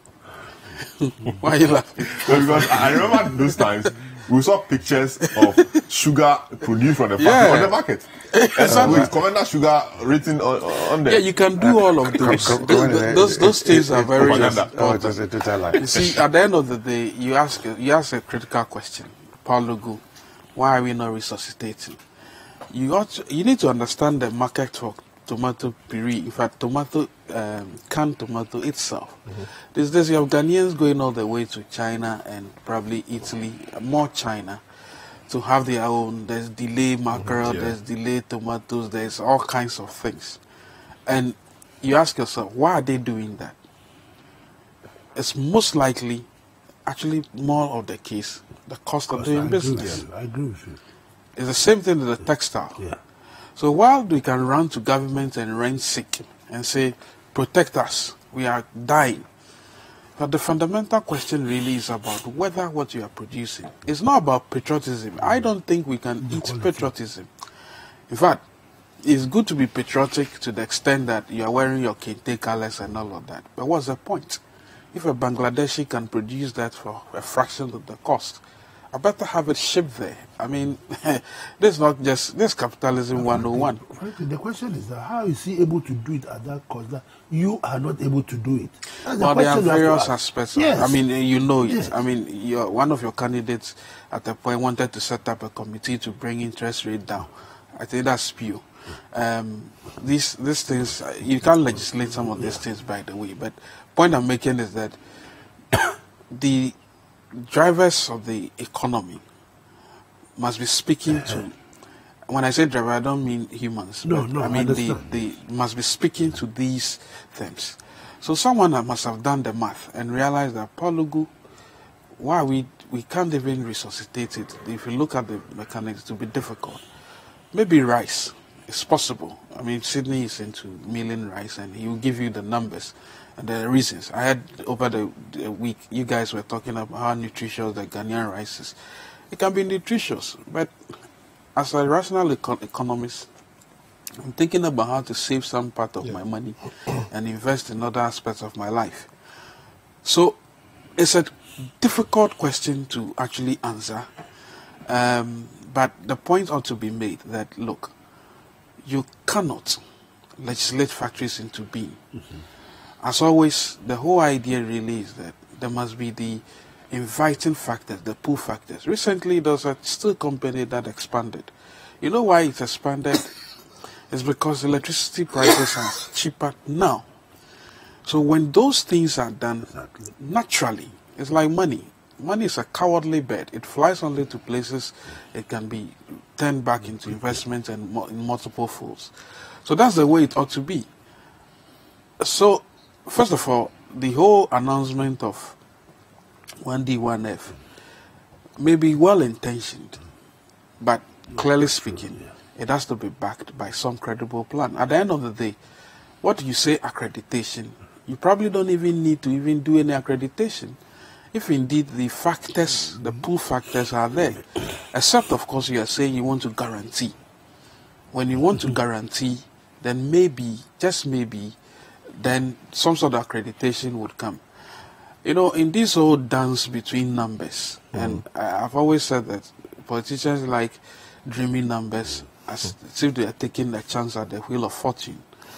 What is this is that I recall during your time, you guys within the week were saying the turbo gas pipe 30% complete, 40, somebody said 99% complete within a week. After a month of talking plenty, workers laid down their tools. Well, of course, eventually it got built. We are seeing the same thing here. 2017, we were told 51 will be ready. Yeah. Then in 2018 June, the 1D1F Secretariat, the Deputy Minister for Trade, I don't know, the lady, said 10 were going to be launched in June. Now we are hearing accreditation. For 37. Well, there's nothing wrong with accrediting things. Maybe we should call it the Factory Accreditation Board, which again evokes images of what Nkrumah set up. This whole dance about cocoa, where you politicians cheat farmers all the time, and stuff. We should be intent about what our development really is about. I do not mind at all to buy things from anywhere in any part of the world, as long as I can buy cheaply and I can keep some. If the country can match that, that's the point. That's why I told you some time ago, this whole fight over Guta. Market is our place. What's a market? A market is where you and I go. It's a willing buyer and a willing seller exchange. I don't care whether it's a Chinese dragon, a Nigerian eagle. It was like a mask wearing, whatever that is sitting. As long as it's selling me quality products, I don't care at all. But even just to digress a bit. But the government must protect its own. No system. Protection must be based on science, and the protection must be based on competitiveness. It is not for nothing that countries are ranked competitively on doing business. When business people see how well your country is ranked competitively, they flock there to go and invest. Just as investors have gone to Mauritius to invest in the sugarcane industry. Mauritians came to this country to advise the previous government that there must be a method to this your commander business. They say, the state must be at the commanding height of the economy. They did that in the Bongblang. So for me, this factory business, we can, but the government started doing something recently. I mean, importing manufacturing. So the same deputy minister for designate for information, who said Sinotrack is coming to assemble. If we can import manufacturing already, rather than start from ground zero, where you are not competitive, you are lost in the value chain. This the potato thing is probably a useful thing than the cassava starch, because potato starch is cheaper, right? If they ever get to do potato starch, but how are they integrated in the world of work so that people can get constant supply? If we don't do that, as Sydney is asking, are they likely to be in business forever? Well. So Exim and the rest are doing quite well. What I actually know is that Exim, by the way, is doing quite a yeoman's job, trying to get facilities for a number of these factories. So the 18 figure my good friend Kojopo mentioned may actually be very wrong. So he should get his figures right from the Exim people, and then they can help. But as always, but I'll be surprised if Exim doesn't succeed after all the deposits that it is collecting. The money that is coming is all free money. You know, did you know if some audits have been done on these old factories? I'm particularly interested in that. Yes, yes, all that has been done. Okay, all that has been done over and over and over. As for that, I can tell you. The audits on those old factories. But was it not the basis for divesting some of these? It was a divestiture program. Okay. No, I'm talking about in recent times, given the fact that we have a renewed interest in industrializing, maybe. So my thinking is because they have structures and because this whole industrialization thing. We're just saying the world is, you see, brick and mortar. People are doing 3D printing now.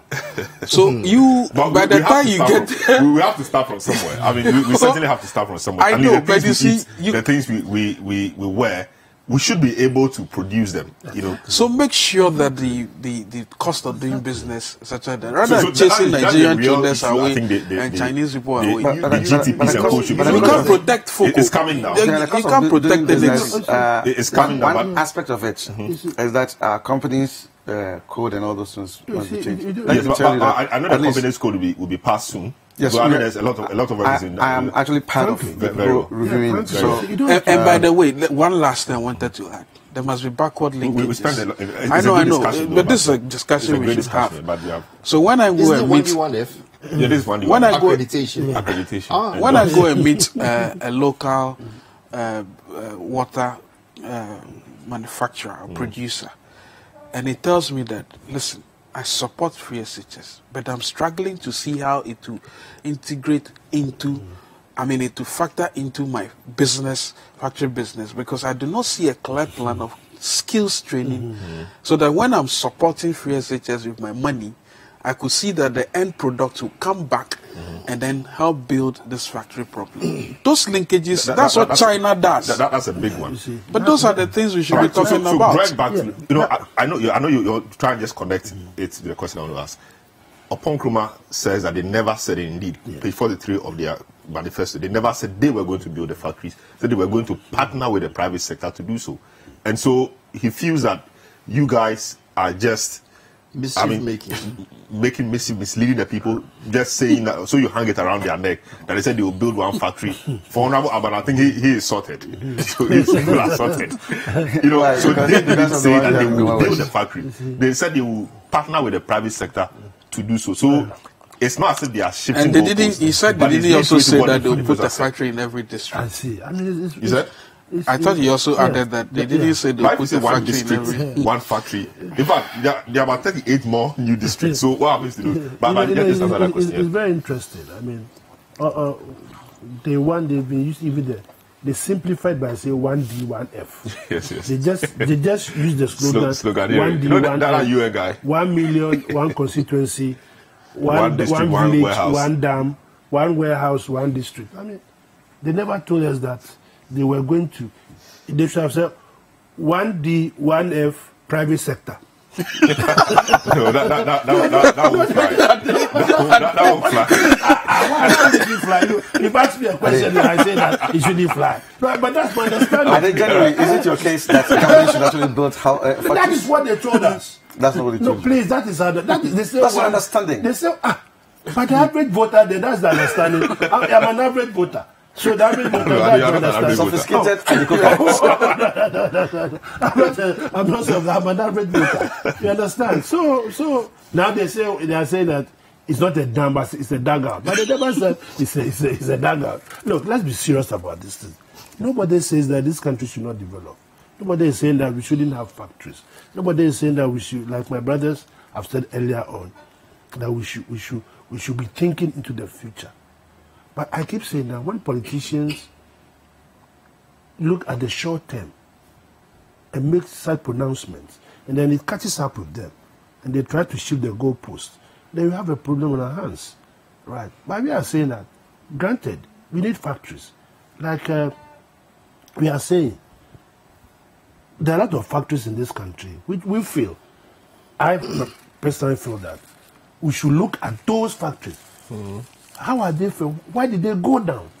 If you haven't thought through you haven't thought through the system, and you are going to put up this kind of factory, you end up like Franklin said, in 3, 4, 5 years now. Look at during the Kufuor's time.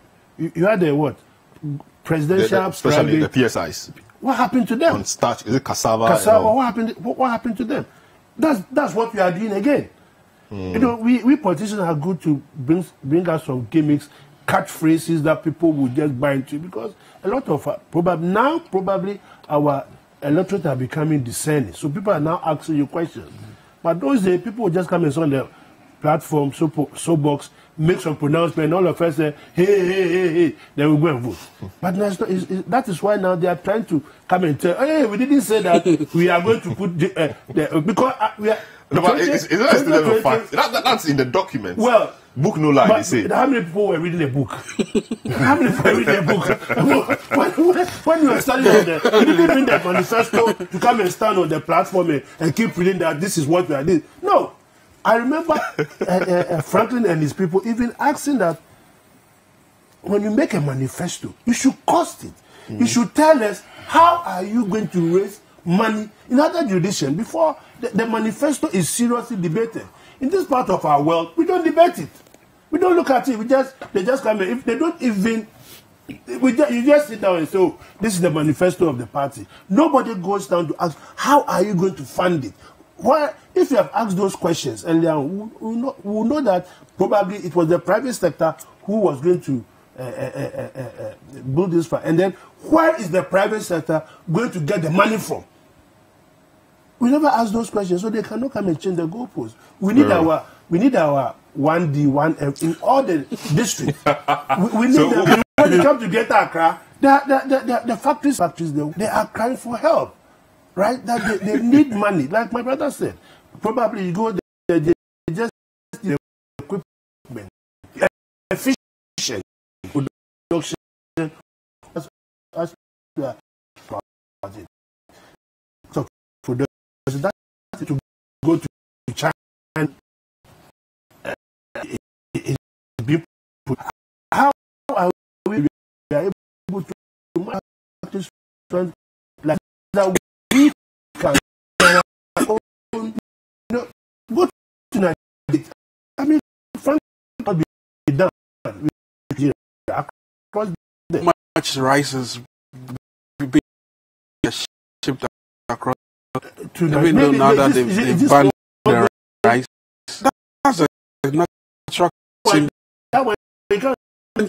Cocoa, they are able to protect their local. And they, yeah, very well. Just exactly so of production. Now to produce. Century. Yeah, definitely. You go to one every that you can be look at the factory press. There was some stimulus package. No, what you've done. This government is very announcing those things.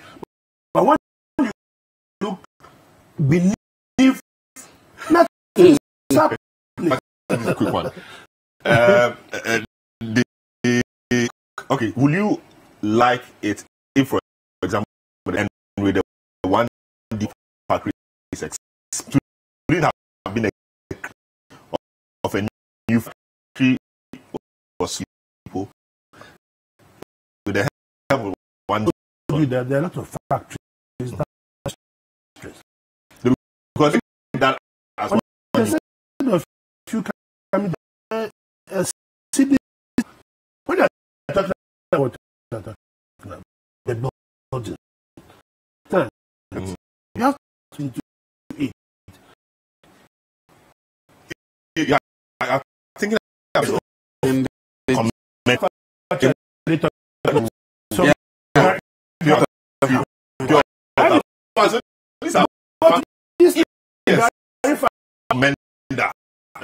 Do you agree that you want F?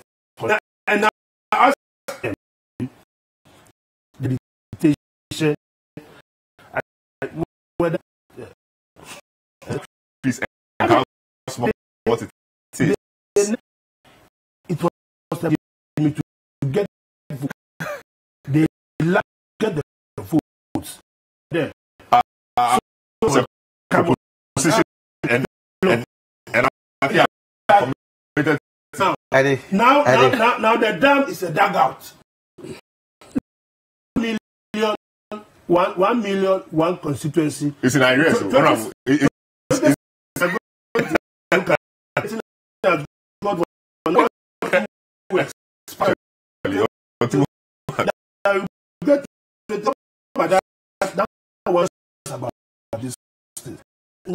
Now let me wear my political cap. No, we come to you.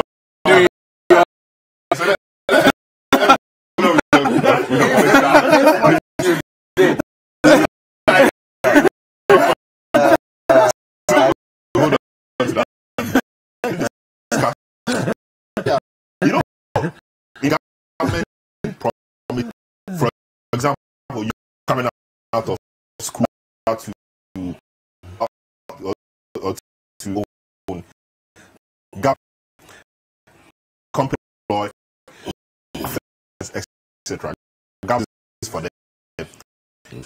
Are we in light of job creation when you are and all that?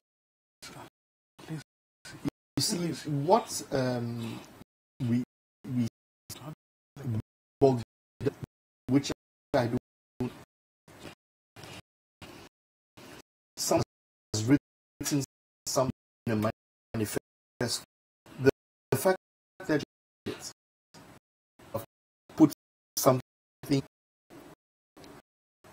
you have done it. 100 million budget. That doesn't make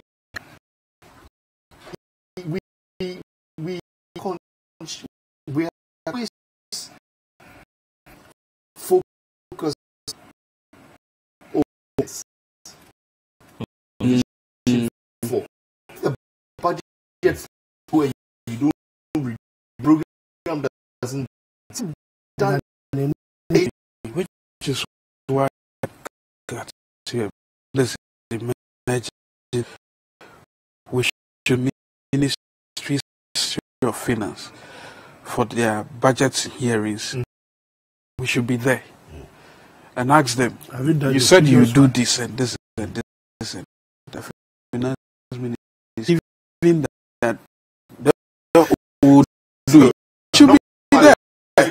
The budget hearings for me to change that. That is why the ministry for more reports. That's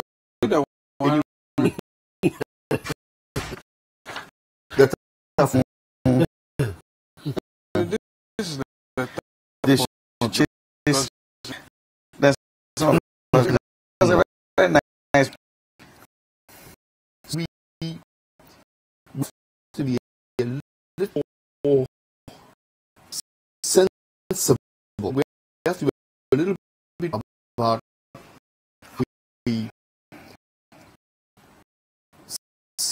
of all of this.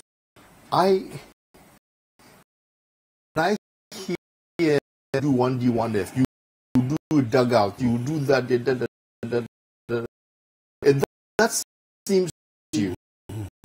All right? But that's a promise to sow.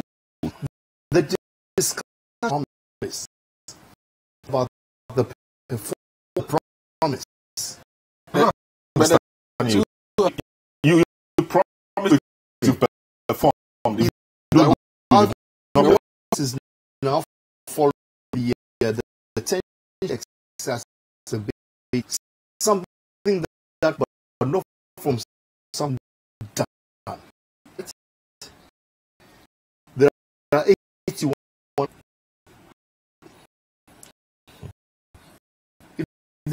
If funded to go this out,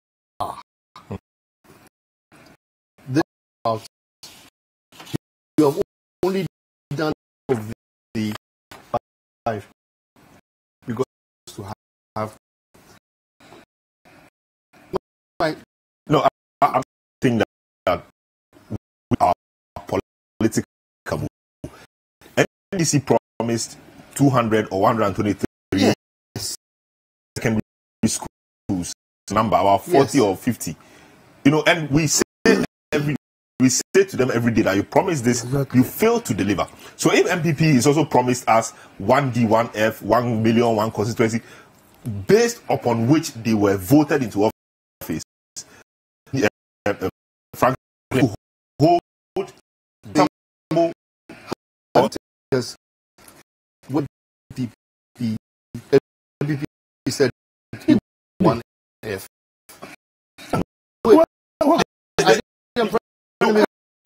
They sold a number of things. Yes. You always they are out. So, if 1 million, you know, it could be anything. No, yes. I don't really care about free SHS. Go, all right, until you do a quick back. Out of the promises, realistic things, 70% were captured for the free SHS. Politicians.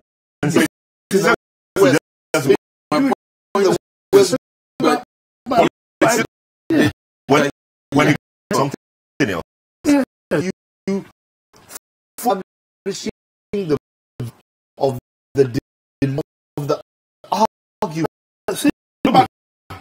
I mean, so, sorry, me, you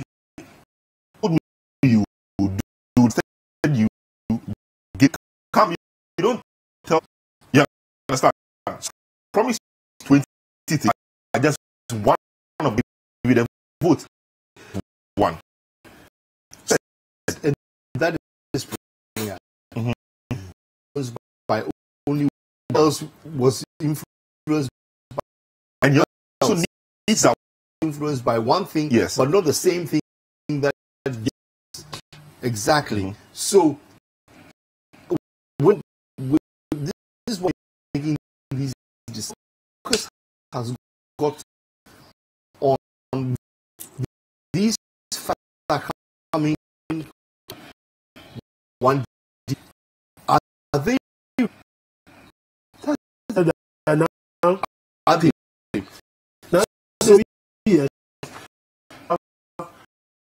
Yes.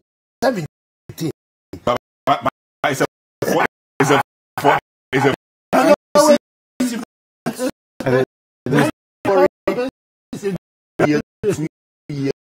Don't even worry about one.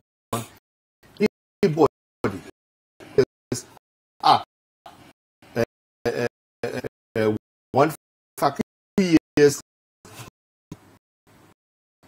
arguments, but that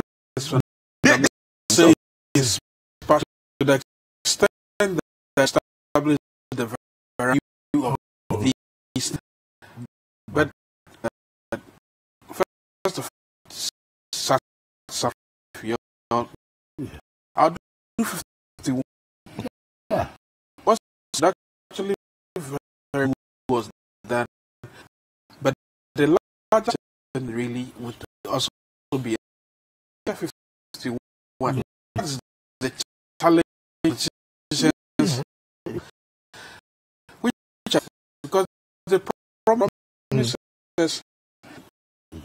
from up to now. In fact, from Kufuor's time. Nothing. They keep setting up accountability officers and that they are no systems. Very well. So we should hold them to account. I'm saying, you see, all the arguments, the discussions be dominating. It should be fulfillment. Oh, just why I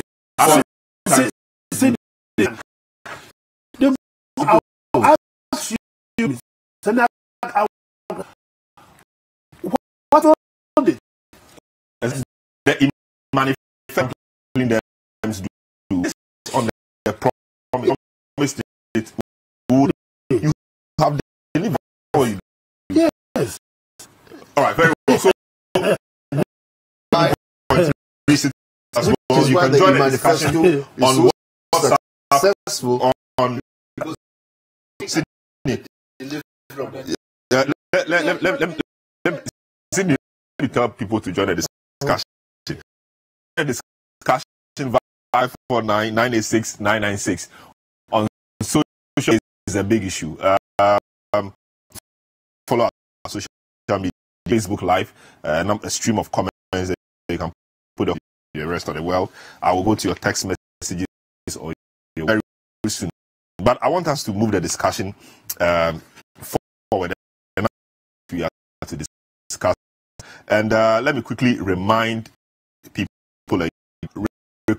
requesting independence of the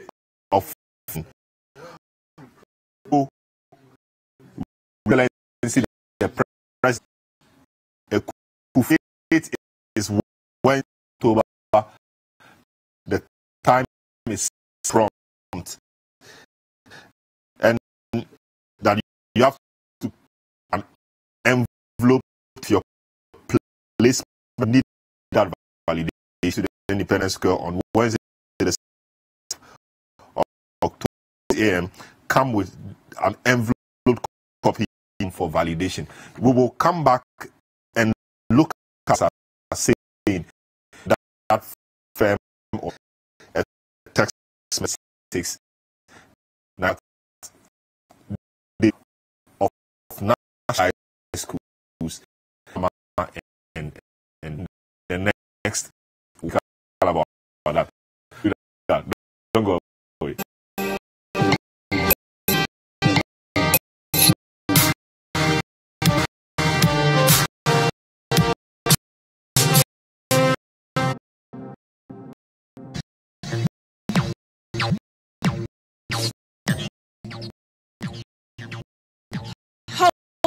More with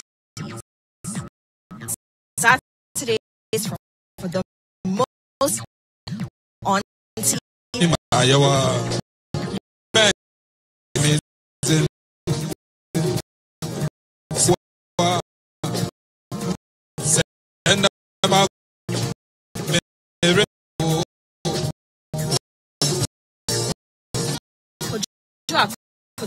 Entertainment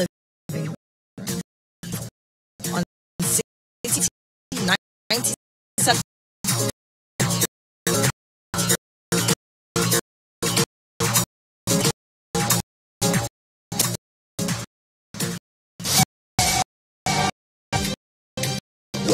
Action happens.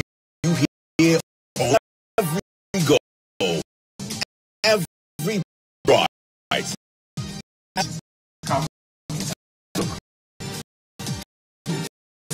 Let me. That is the same. Feel to me about 50 cup is very cups for the national action in God. 7:30 Citi TV.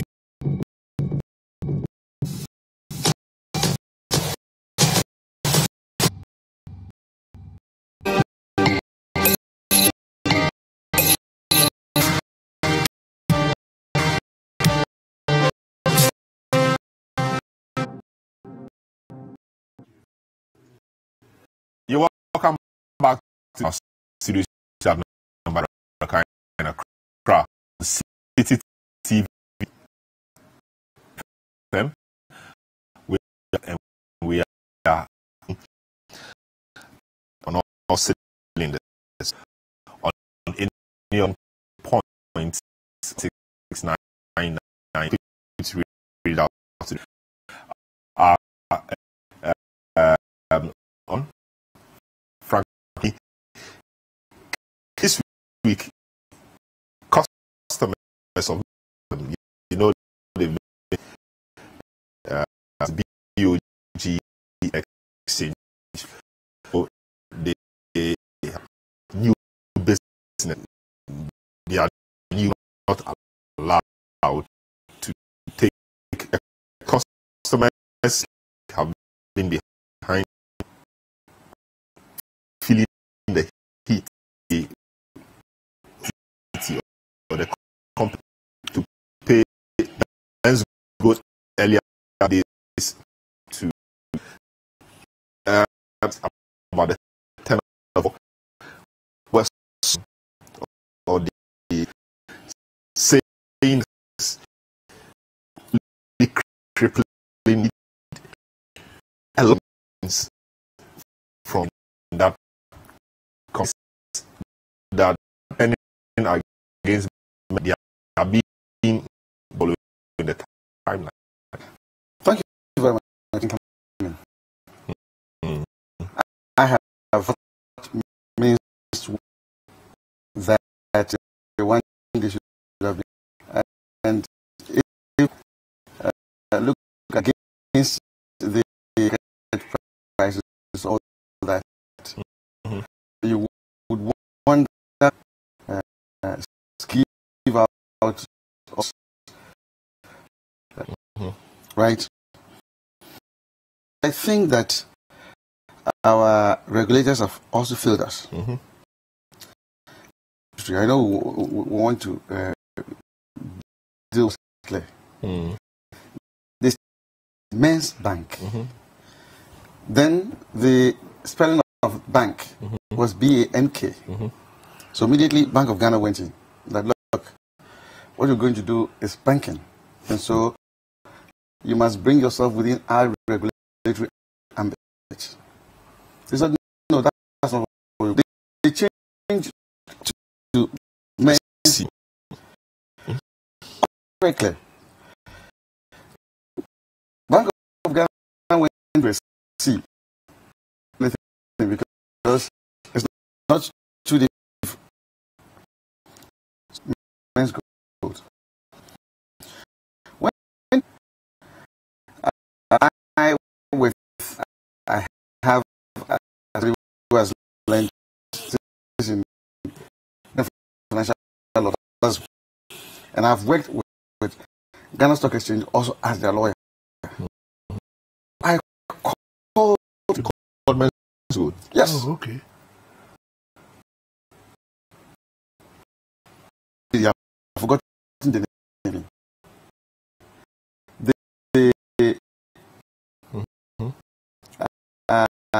So an investor who would your behalf. So you give you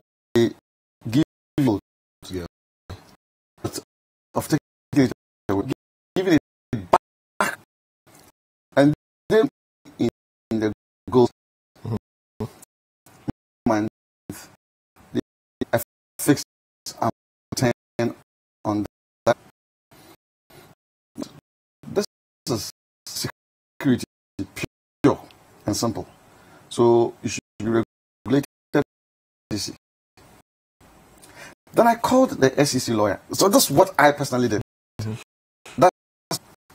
I told him that, Master, what did it was going quickly as to go. Yes, actually before.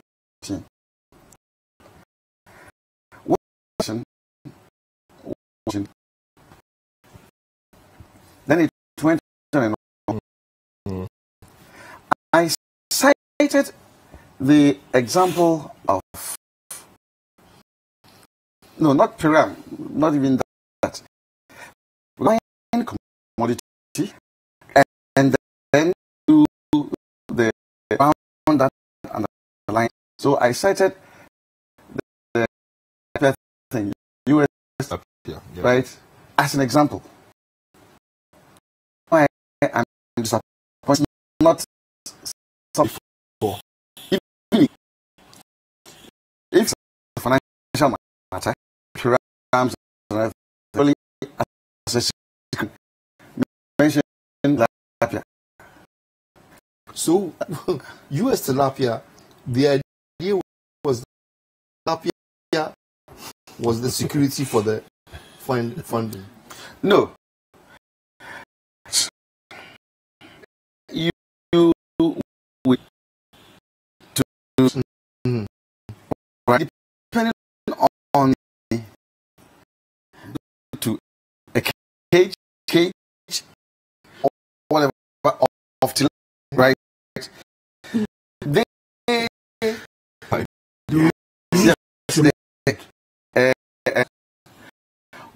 would do the money until it is harvested. When it is harvested, then it is sold and you get a return, right? And you use your money to that look. So yes. So it's not different happening in success. I want to give you of that. Okay. The United States was this company how we decided of investment. They had plantation of right. So and they through invitation to that anybody who is interested can invest his money personally and or whatever level of investment investment. The only is that the gold is of US like of Howie, it is citrus farm. Citrus farm. Right?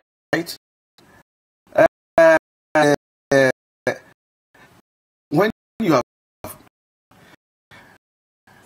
1 acre, they will the citrus end of the harvest view a return.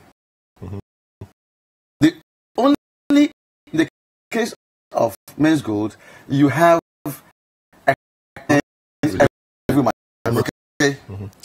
Now, who it's putting their money in some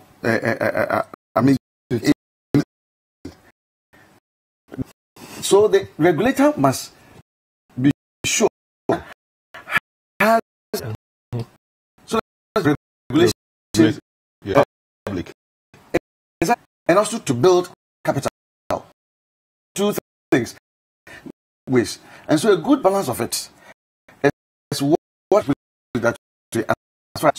So when I made that happen, and I said, look, looking at Citi, if this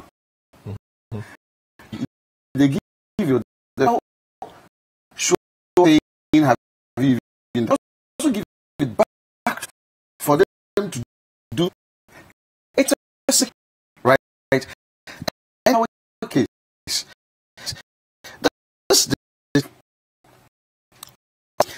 the term stock bond, it's playing all those things. Now, sat by and I remember very well that when the Bank of Ghana appeared before the public, raised that matter again.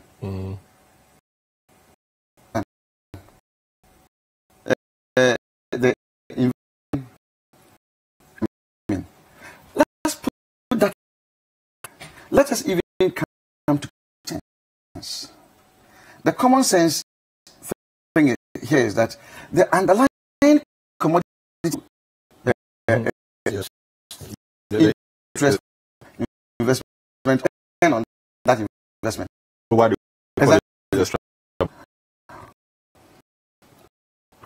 the over the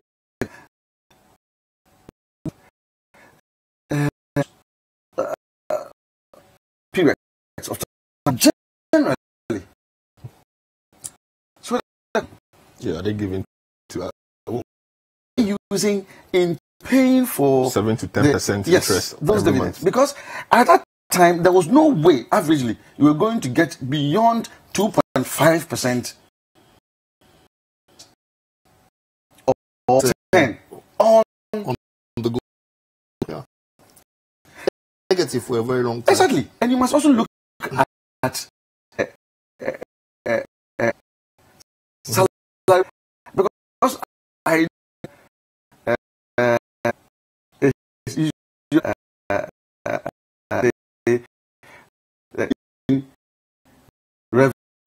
the case.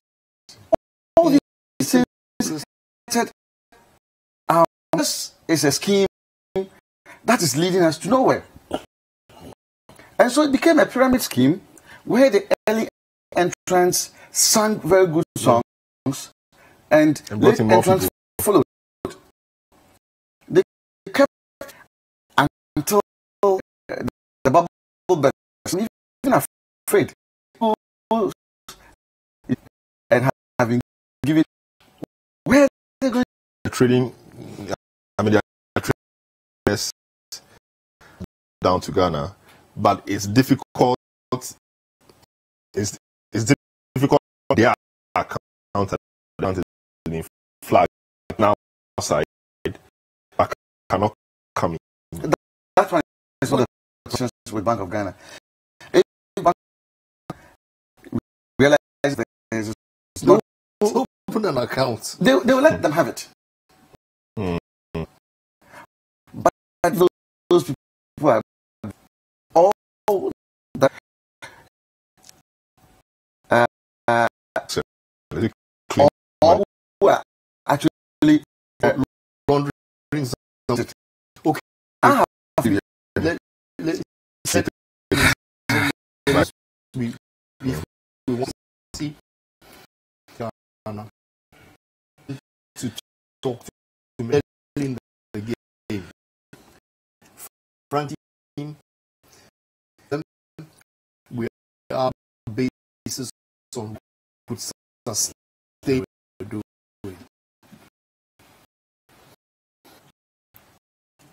Now, he brought in the pastor, to his advisor and a few other members of his team, and try to explain would mean they had for sale and that to pay off. For instance, they had a gold mine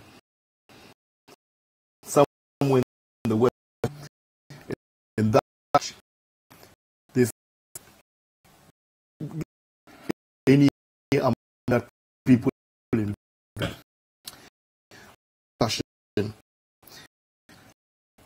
that anywhere, and we told with well put, we said on this scheme, see that credible. This was very on the business SEC, a very Menzgold by them commodities things they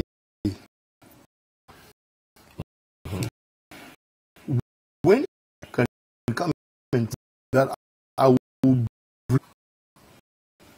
that tilapia I will and I will plus in that you put money like that thinking cage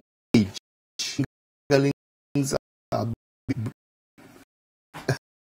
red or should happen to it your money is it your money is simple because they have so it's a risk. What insurance, all right, under right fish, okay, crocodile comes in at that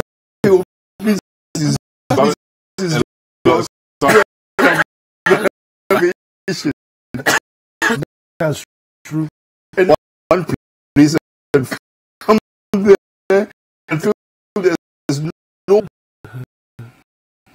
actually believe that here enough of your investment make enough more. The big up with the investing of greed. No, it is not. It is it is creation to at least people invest. It wasn't just there was a storm, unfortunately, post or something. The NH had locked gold. It's not true. It's a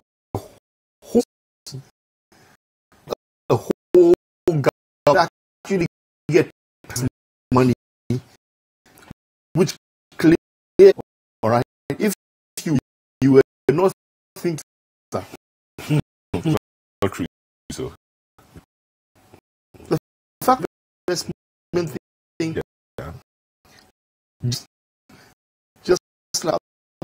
things else. Somebody, let's say, to not have written. Let's see did not, and then very well. Suddenly, when you go, is there a vote to the but it must be about 70 waiting to be difficult. They go and sell it.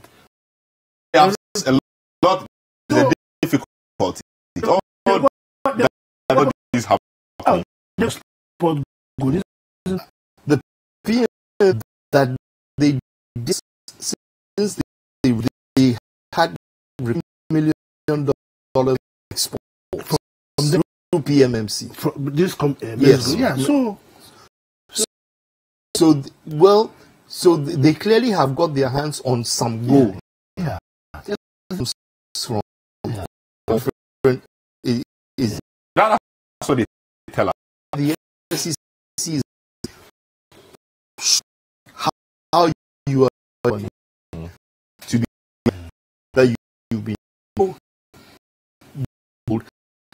is of the problem very, very quick doing the customer is good. I try. Are we on the right? Simple question that you take your money, take the money from gold. I will as in their off they have a vote of gold. Then there's a problem with cash. So I don't see what now you get the whatever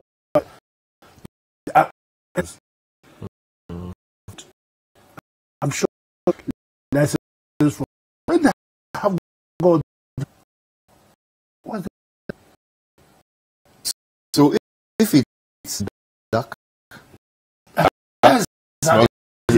then it's can't see the dark. Frankly, very we've been loans since 3, when the investors go give it and they come and say so the man give 4% to the customers and they take the rest and they are in this of unable and those institutions and difficult situation. Frankly. There's always been the economy. When people there's some hard to do getting that's what happens and savings. I mean, my colleague conversation institutional large money thing. So what that going for the we kept stand up because number of things SHSs also that looks to us that seems to escape sec and be able to really asking the regulate compliance things that stand. I have to say that there should be one. What is that it's some second financial intelligence, which we target scanning to both the these entities to your committee, committee of to do any of the we are spaces, so this ought to be done. Finance directs should be take constant profession. So that when they at least they are talking about technologies they kept or some of them reading like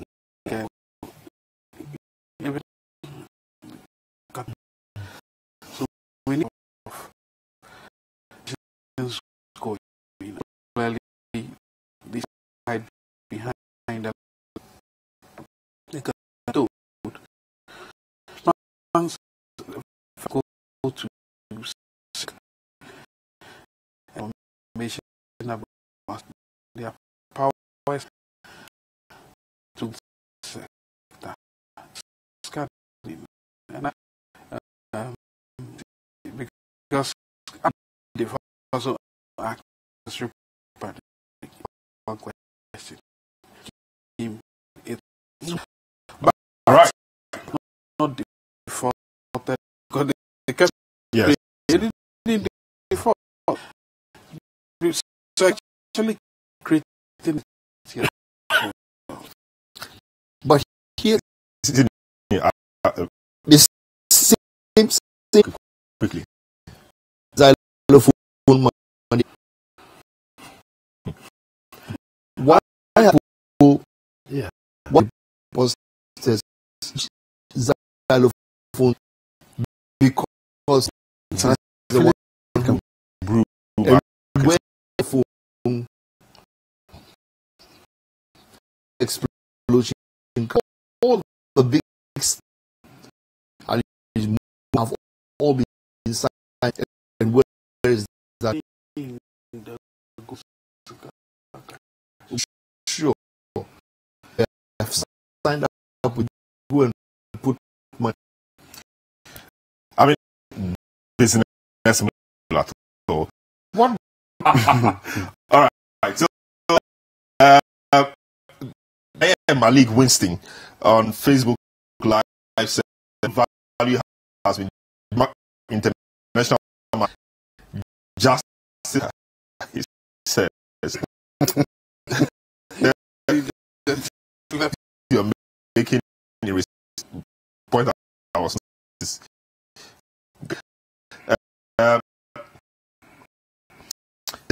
And if you are at home and take on for their responsibilities and do the opposite, interesting.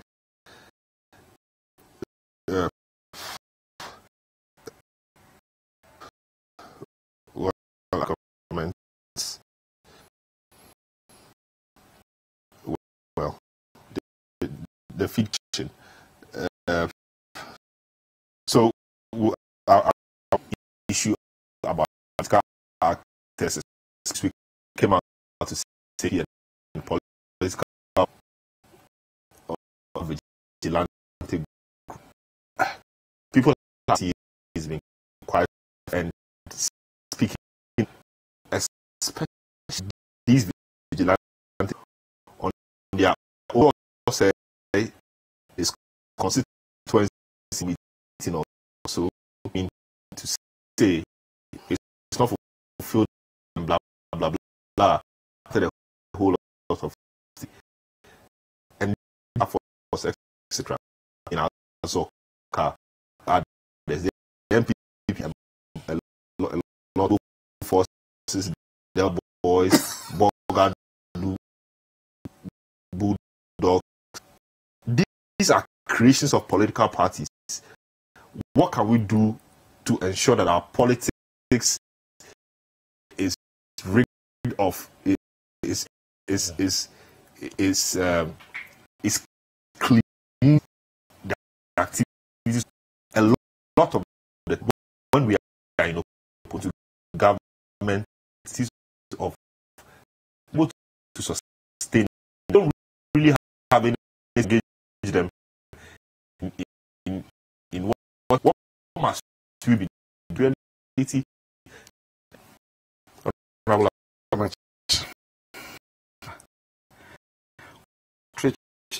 About it, okay. Look, I think parties are corporate money, and it's understandable because they have discussing right. You must think that find for the, because you when it gets to this point and 555 cities would be enough and political elite politics we take advantage of round and something once we don't even try the authority, right? In the hands of government, may ask them to be ourselves. It was now. It doesn't make it fit. Confidence in our institution. That's one. Tell us. So, for example, they're looking at us. They ask them that these people are or they belong to the ruling party. If I go arrest a huge political figure will just call me. I don't think I'll lose my job. I'll be transferred somewhere. Make the security institutions truly and very independent, so that they can, what should we do? Let the system work. We work because of us of those security. So they have to. It's to the state. Draw the line. Definitely the agency of a human president. Okay, probably because of other things. In the finance, this man, you be that you.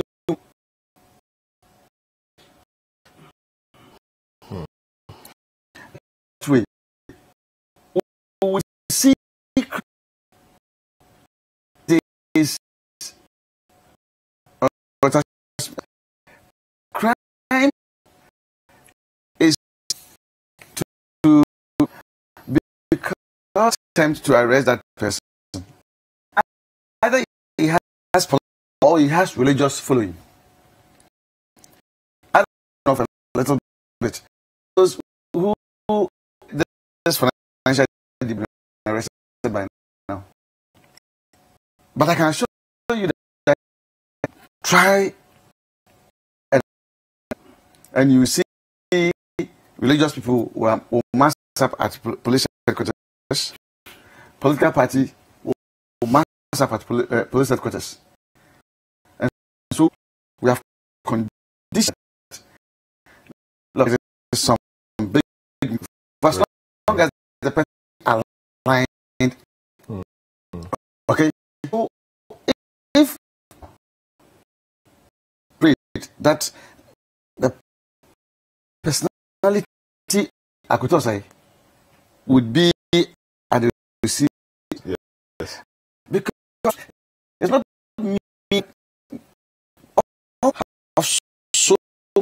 is a man who is soft spoken. It's not as if he respect for him.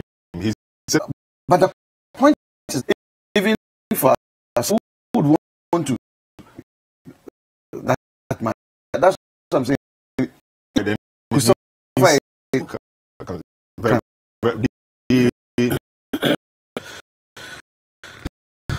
Condemn say so. It's very, very bad. When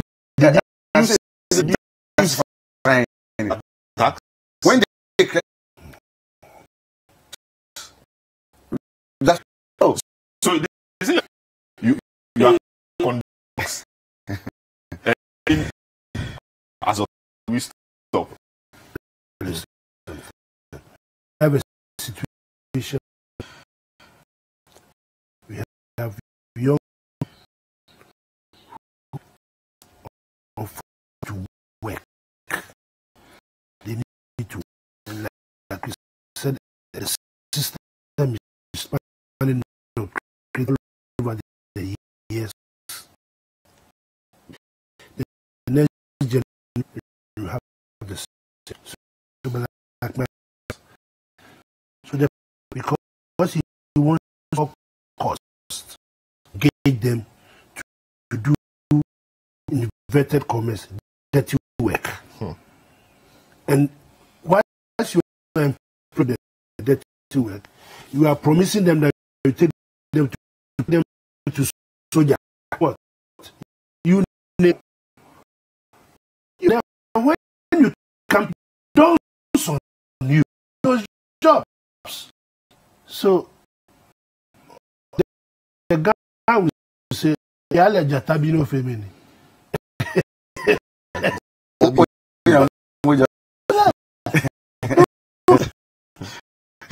And but the problem solve the boys were over the him to be there something. I'm not sure. But I'm sure they haven't seen them to 100. The point of volume jobs, and we are taking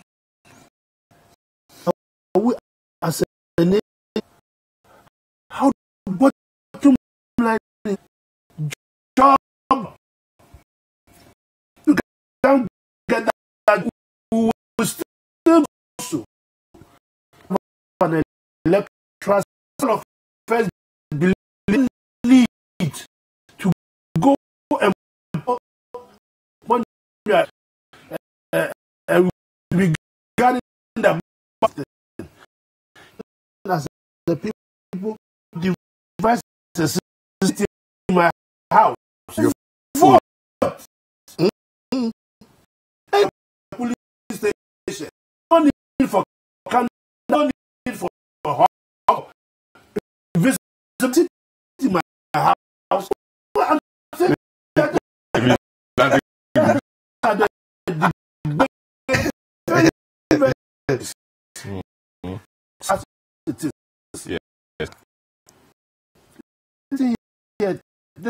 I see something I agree. Then if I stop, we go back and go and put the ballot there, and then to win. I go and get my man said, the one that I'm going to do this was so much to get the ballot. What have the ballot box? Sydney. No. Thing. Oh, what? There's been the issue about political parties. GES has now come out to say it should be. I'll come to you quickly. Let's add it. That thing is so annoying. I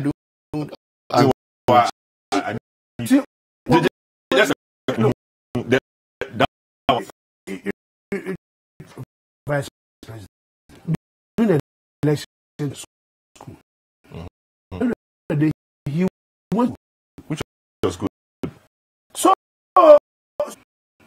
if I come, they are having that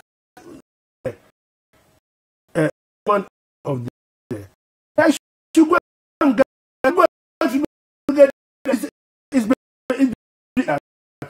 they are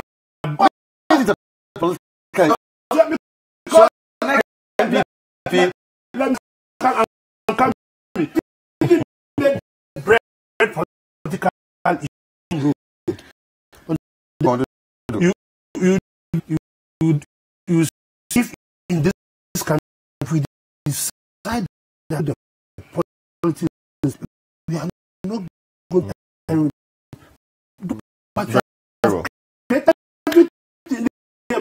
I'm sure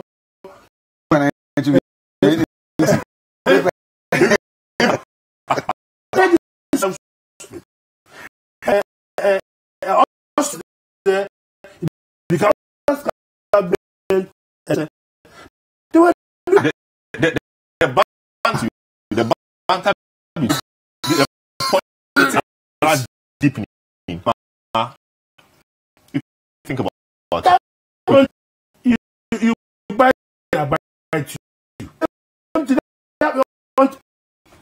that you are visibility. You know, internal campaign. Why is the one F off? But he dug out. And he was asking if you want to go to Malaysia, 99-year-old man is president, and the guy went in a statement, 99 the president, and they what?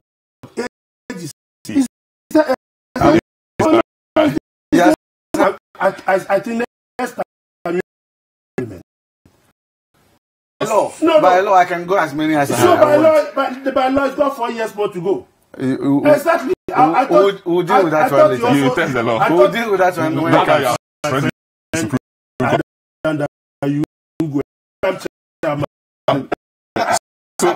So on this school thing, an alarm, I should say no.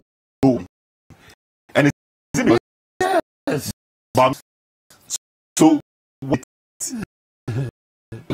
you see in G something like that. But it wasn't being enforced.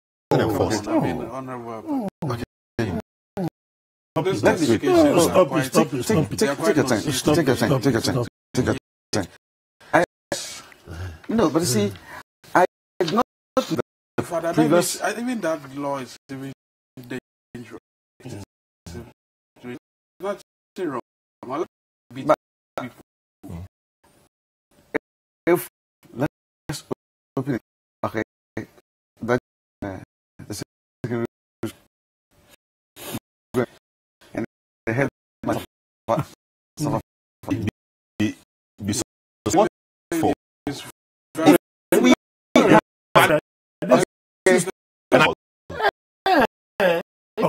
and collected the children saw you engage them. So I mean, I'm going to campaign in Manchester.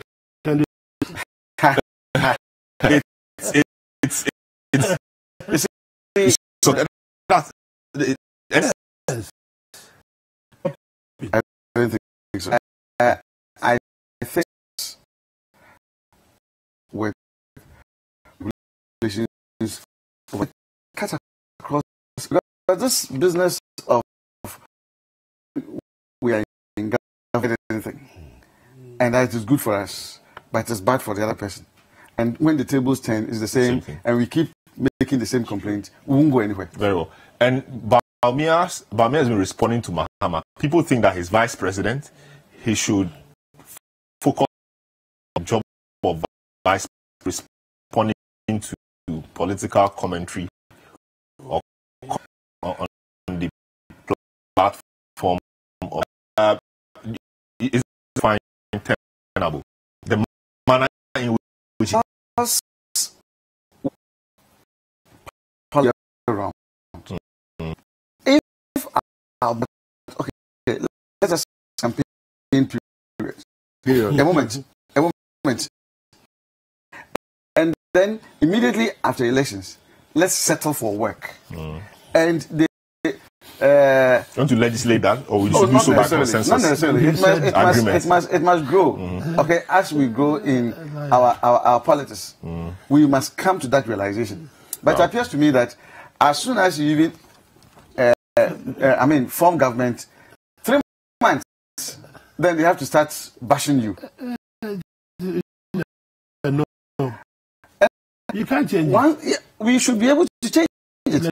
Let us grow. Let us grow out of this. Because for as long as we do that, now when you come and you say the previous government has chopped all the money, I should sit down for 2 years fast running out of before time. I come and let do that.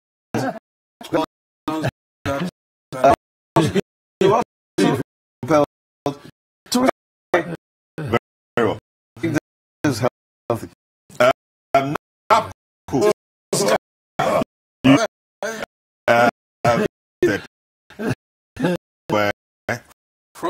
Wednesday of for the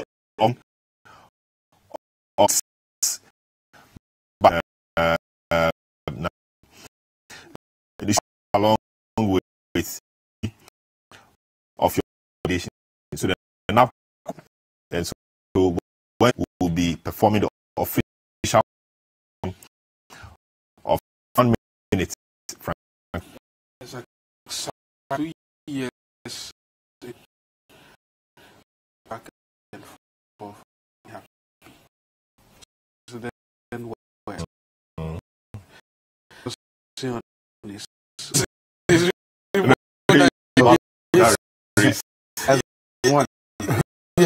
Going after you.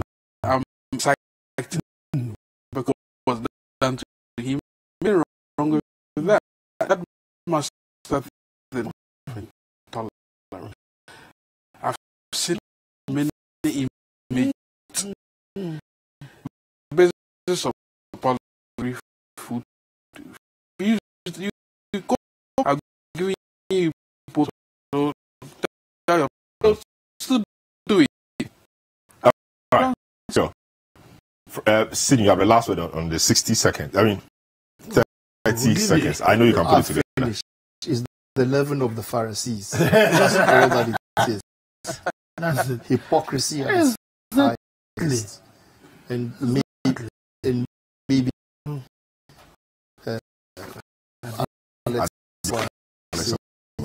you own the decisions. Right. Waste of time and your life of politics, and I wanted is banter with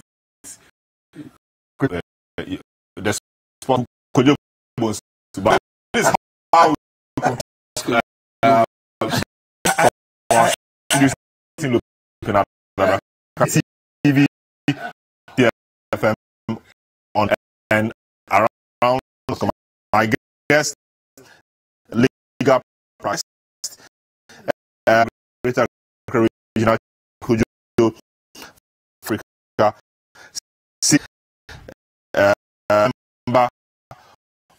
Ghana Adonoo prosper so afternoon remember broadcast of the radio tomorrow make a date